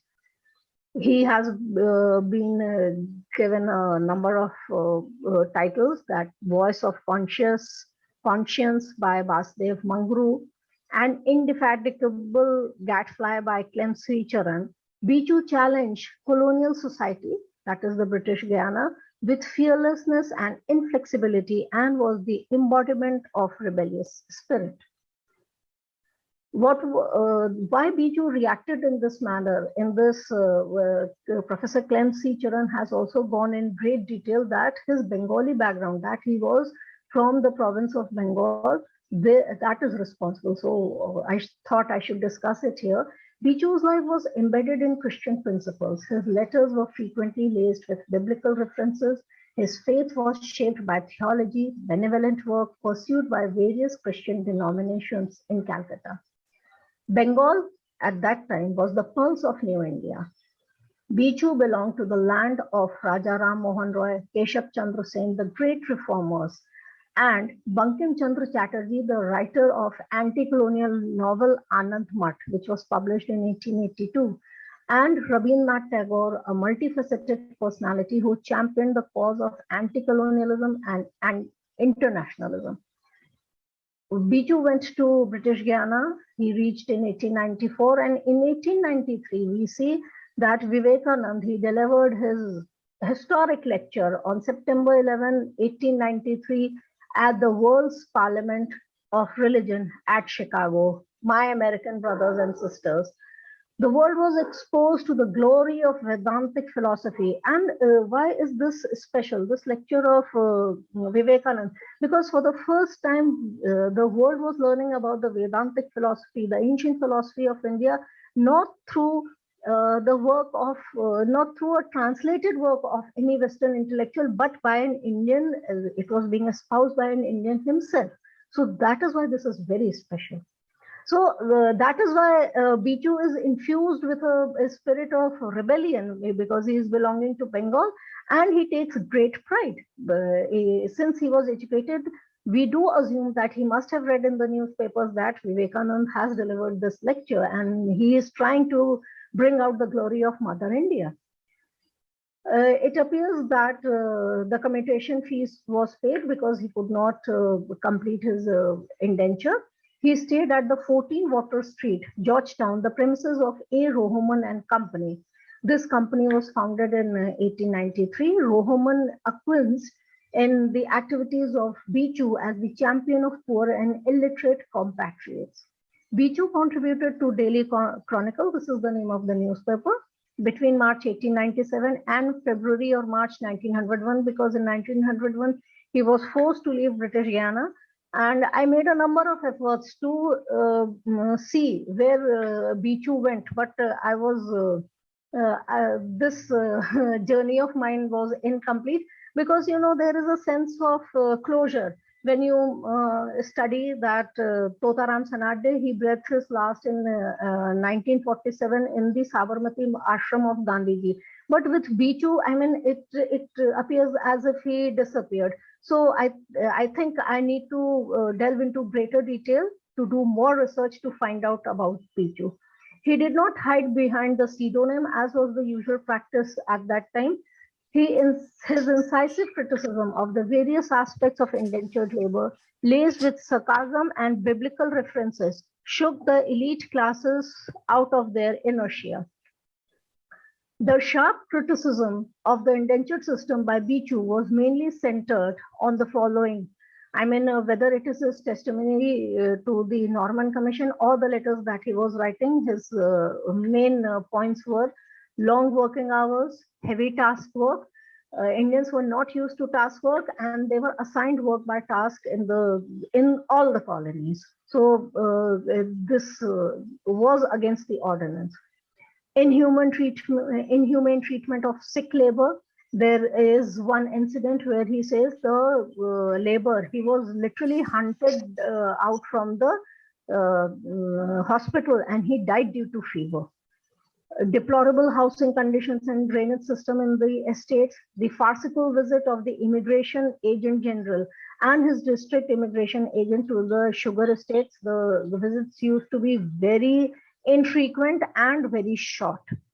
Deplorable condition of Indian women on the estates, the subjection of Indian coolies through abuses and threats, And he says that this was the main reason for the low number of complaints against their employers. One significant contribution of B2 was Madam G, you have 2 more minutes, please. Yeah, okay. Thank you. His main contribution was that he brought out before the Royal Commission that there were enough number of Indians to work on the sugar estates than needed. He boldly asserted that the main cause behind the insistence of planters for more indentured labor was simply to depress the wages among all categories of labor. The import of indentured labor enabled the planters' command over both indentured and free labor. The discontinuation of the indentured labor would translate into increase of wages for the free Indians on the estate. The planters continued to import indentured labor, and yet they could not guarantee work on the estate. I'd like to conclude that the various indicators of the sugar industry were clearly indicating that there was no shortage in the sugar estate.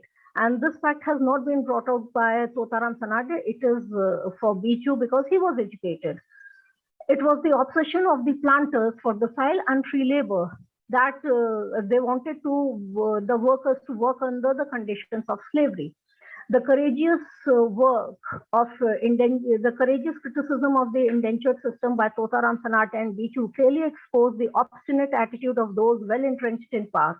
The rich and the aristocratic classes have a great influence on the government and policy making. The affluent classes and the government turn a blind eye to the forebodings of their time and cause immeasurable pain and problems to the ordinary, clueless, and destitute people who are tossed like straws in air by their policies. Thank you, sir. Thank you. Thank you, Archana ji, for your excellent presentation. You have lots of details. Unfortunately, we don't have the luxury of time.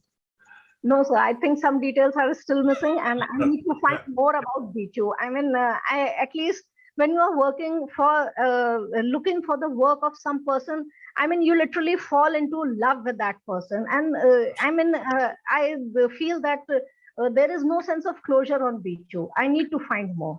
Thank you, sir. Thank you, thank you, thank you so much. We will continue with Khemendra's presentation now. Khemendra, are you there now? Sorry everyone. This technology, it binds us, it joins us, but at times, you know, certain glitches can cause a lot of problem. Am I audible to everyone? Yes, yeah. Yes. Madam Archana, Madam Archana made a very compelling case between Bichu and Sanade. So I feel I should not dwell too much about Sanade, but what I'll do now is very quickly move to some cases that Sanade highlighted that is very specific to Fiji. And after doing that, I'll round off my presentation. So the first case, the case of Kabuli Pathan and the idea of divide and rule. What happened is that 60 Kabuli Pathans were recruited and sent to Fiji. I mean, they had no idea what they're going to do in Fiji and the type of work and the conditions in Fiji. And as usual, the planter provided them the same provisions for the week. But their ration finished within 3 days. And when the planter asked them to get to work, they asked for food. What the planter did was to report to the police that the Kabuli Pathans were refraining from working. And when the police came, the Kabuli Pathans informed them that they are not refraining from working. Instead, what they want is food. But that did not go well with the police. Police also tried to threaten them by firing a gun. After some discussion among the planters and the police, the Kabuli Pathans were led to a nearby depot, a Nukulau depot, where they were given food. And as they were about to eat, a whistle was blown, and suddenly 500 or more native Fijians with weapons rounded them up, caught them, divided them into groups, and put them into dinghies and sent them to different plantations. Now, this act of betrayal was in collusion with the planters, police, and the immigration department. Unfortunately, the native Fijians were used to carry out the dirty deeds of the police and the planter. The second case that I would like to highlight is the rape of Kunti. Kunti and her husband were from Gorakhpur. She was in her early 20s, obviously quite beautiful, when a Sardar and an overseer tried to destroy her virtue. What they did was they tasked her to cut grass far away from all the other Girmitias. The Sardar and the overseer attempted to rape Kunti, but she escaped by jumping in a nearby river. Her plantation owner ignored Kunti's complaint. Instead, she received an extra task of weeding, and her husband was beaten half dead. Through some means, her story was published in Bharat Mitra. The government of India noticed this account and asked for the investigation. In Fiji, an immigration officer threatened Kunti, but she was steadfast on her version. The perpetrators eventually escaped punishment. The above event highlights how the Sardars, overseers, and planters conspired to abuse the Girmitias. Now, the third case is of Naraini, the mad woman from Navo. Naraini's story is equally heart-wrenching. She worked in Nandi district in Navo plantation. In her case, a child was born to her who died. According to government law, a woman should rest and recover for 3 months after giving birth to a child. Just 2 or 3 days after she gave birth, an overseer ordered her to work. When Naraini refrained, she was beaten till she fell unconscious. A white sub-inspector investigated the incident and brought Naraini to the hospital. The overseer was arrested and the case reached the Supreme Court. In the end, the white overseer was found not guilty and freed. The suffering of childbirth, the death of a child, beatings by the overseer, and eventual defeat at the hands of the law led Naraini to madness. And alas, a very general one, racism and third-class treatment. Racism was rife in Fiji. Just like Gandhi suffered at the hands of whites in a train in South Africa, Indians in Fiji had to endure similar situations, especially on steamers. On one occasion, Sanade himself was forced to sit with pigs and other animals. At night, it began to rain. He was soaked and shivering with cold and fever. He even offered to pay full fare and to get inside a room, but his request was denied. Many Indians suffered similar treatments as Sanade. So in conclusion, I would say that in writing my 21 years in the Fiji Islands, Sanade had highlighted the ills of the indenture system in Fiji from the subaltern's point of view, as Madam Archana Tiwari has highlighted earlier. The main threats are treachery in recruiting the laborers, unjust and unfair treatment, social and moral degeneration, and racism suffered by Girmitias in Fiji. Sanade made a very compelling case that Girmit in Fiji was far from what was promised of Fiji, a heaven. Instead, for many of them, it turned out a hellish experience. This book gives insights into what the Girmitia went through in Fiji. And that is the end of my presentation, ladies and gentlemen. Thank you for giving me a chance. Although, due to a breakdown, I couldn't finish earlier, but I'm doing so now. Thank you very much. Thank you, Khemendra ji. You have done well. And I think after Archana ji, you added pretty well onto the stories. So we'll open the floor for questions.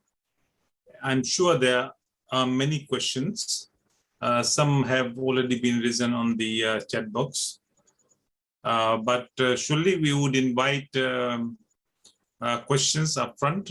Please go ahead if there's anyone who would want to put up questions to the presenters.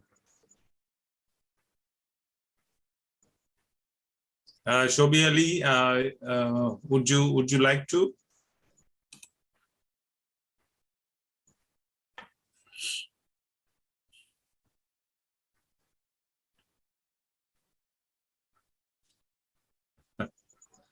I'm not a historian, but definitely, I have heaps of questions, but I'll leave it to the historians,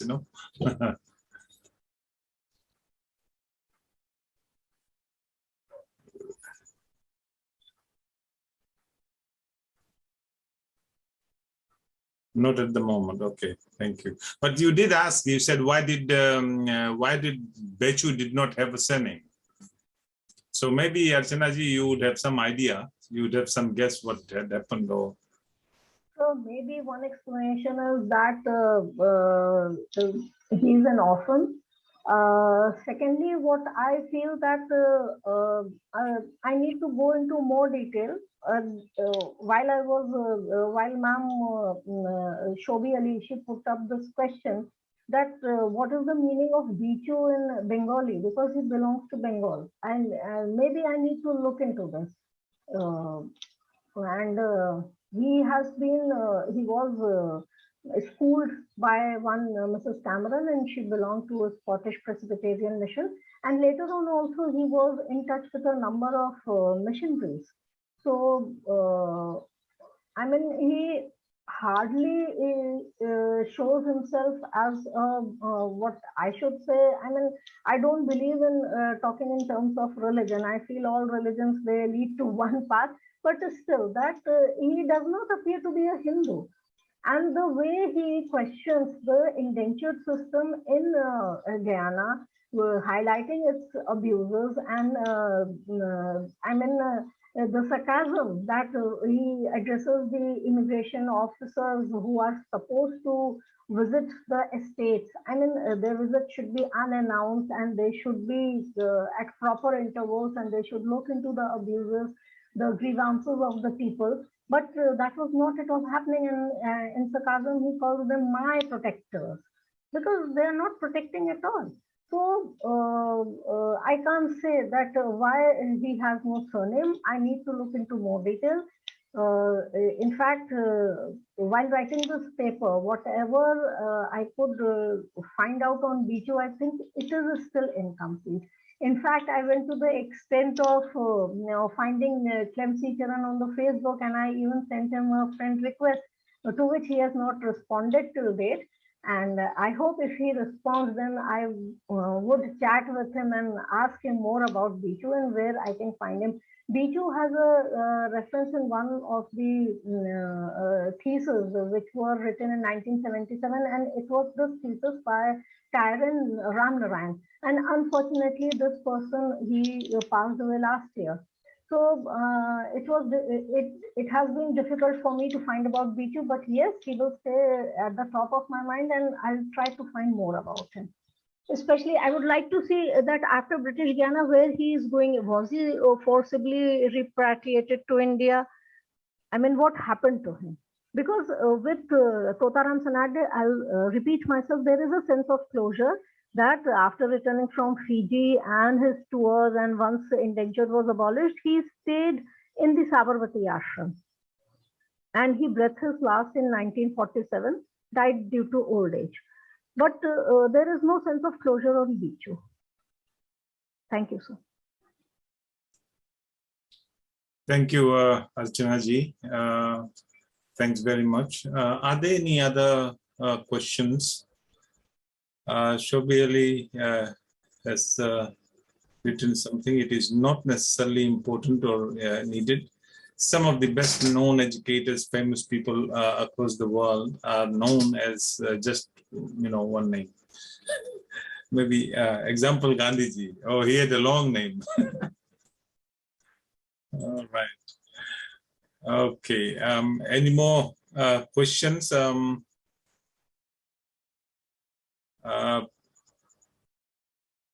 Peerthum, I had some questions for you, but I can't phrase it. I can't place it in a question, because you almost said, why should we be painting this negative picture about Indians, indentured laborers going to the colonies, and because it was good, it was lucrative. Well, that's what I understand from your presentation. But wouldn't you put certain degree of blame? I'm an economist, so I would look at it in this kind of angle. Wouldn't you place certain degree of blame on the British for the economic destitution of Indians? You are muted. You are muted. I'll unmute. Is that okay? Can you hear me? Yeah, yeah. Hello? Go ahead. Okay. Thank you, Dr. Kumar. Well, it is essentially a question of perspective. Well, I know of the British, how they exploited India and why they created the right conditions for Indian immigrants to leave as well. But we must also understand one thing, that the indentured labor system was extension of the seasonal migratory labor system that existed in India for hundreds, even thousands of years. And of course, there was the socioeconomic conditions that was created in the 1800s, especially 1830s until the 1900s, that forced many Indian immigrants to leave India. My emphasis is that, yes, there was this push factor, but we must also look at the pull factor. And of course, there was inhumane treatment, misery, beating, etc. But, you know, as a pedagogue as well, is how do we want the youth to be interested? We have gone that line, especially in Mauritius. We have a historiography of indentured labor going back 80 years. We have spoken of how they were exploited, they were mistreated, racism, social hierarchy, masculinity, about European exploit. But it was also not only black and white, there are what are called nuances, the gray areas, where there was cooperation, where there was also, for example, we have planters who were like C.F. Andrews a bit. I always think of him as progressive. They were modern people. They gave example when there were religious festivals, they would give donations for the religious festivals for Hindus, Muslims, for Christians as well. There were Indians who were immigrants. There were non-Indians also. We had thousands of non-Indians. They would also give a piece of land for a cremation ground or even for a kabistan, a burial ground. They would also give money or land for a small temple or a small. They would encourage some of the immigrants to have baitkas, madrasas, or schools, and support some of the Christian missionaries. One of the things that I study is also the Anglicans. I've digitalized the Anglican archives here, and just like Professor Tewari, one of my obsessions is a Reverend Charles Koshali, a Bengali Muslim indentured immigrant. When he came to Mauritius, he was converted to Anglicanism, and he converted 3,000 in Port Louis, in the capital, and created a small community of Indians and Indo-Mauritians who are Anglican faith. So it's a bit looking at these different variations, because we must remember, like Alan always reminds us, and although our senior scholars, that there was this complexity in the indentured labor system. It was not only exploitation, beating, etc., but we have to look at it in its human perspective, that there was human agency. It was based on human relationships, and when I did research on my genealogy on my father's side, I could clearly see that we had Seebalucks in our families, how they would exploit the situation. Of course, they also said Seebalucks are secondary exploiters as well. That's another debate. But for me, you and I understand as an economist, for example, there was this paper, I can't remember the author. He said that from 1750s to 1950s, there was very little rise in the cost, in the quality of life of the Indian laborer. There was actually a decline after the 1850s, after the First War of Indian Independence. I don't call it the Indian Mutiny, I call it the First War of Indian Independence, like what Sarvakar told us. So for me, it's of course the push factor, but also we have to look at the pull factors and how they made the best of a very difficult situation. From what Eric Hobsbawm tells us, is that it was a difficult situation. There was racism, social hierarchy, there were laws controlling them. But even in the most difficult of situations, they were able to make a life from themselves. And it's what the examples I give you. In my family, there are 2 women who became widows in Mauritius. They were able to remarry, have children, and purchase property. In India, they would not have been able to do it. There's also the issue of caste. I'm not a high caste, I am a Vaishya, but had my family remained in that village in Bihar or Bengal, I reached my family all the way from Benares to Calcutta. I never expected to do such a wide swath, even from my mother's side of family in Guyana. Had they remained poor agriculturalists in India, well, I can tell you today, I probably, my ancestor would have remained there, I would have been a chaprasi in the Ashoka Hotel in Delhi. I would have been an respected intellectual in Mauritius. So that is why when we have Commemoration Day, not only in Mauritius, in 2nd of November, which is a few days away, and in Guyana in May, is that we are thankful to our ancestors that they left India, but they made a better life for themselves. And we are the product of this better life that we're enjoying, and that we are blessed by it. So that is my point, because this is how you'll get the youth, the young, to get interested, not only to show how exploitation. Of course, we have to strike the right balance, but we have to show that there was certain positive outcomes from indentured labor system. Yeah, thank you. Thank you. Thank you, Peerthum. Surely your argument makes sense, but I'm sure there would be people who will challenge your perspective on this. But we'll keep it open. We will keep it open for discussion. We have Archana ji. Please go ahead. I saw your hands up for a long time.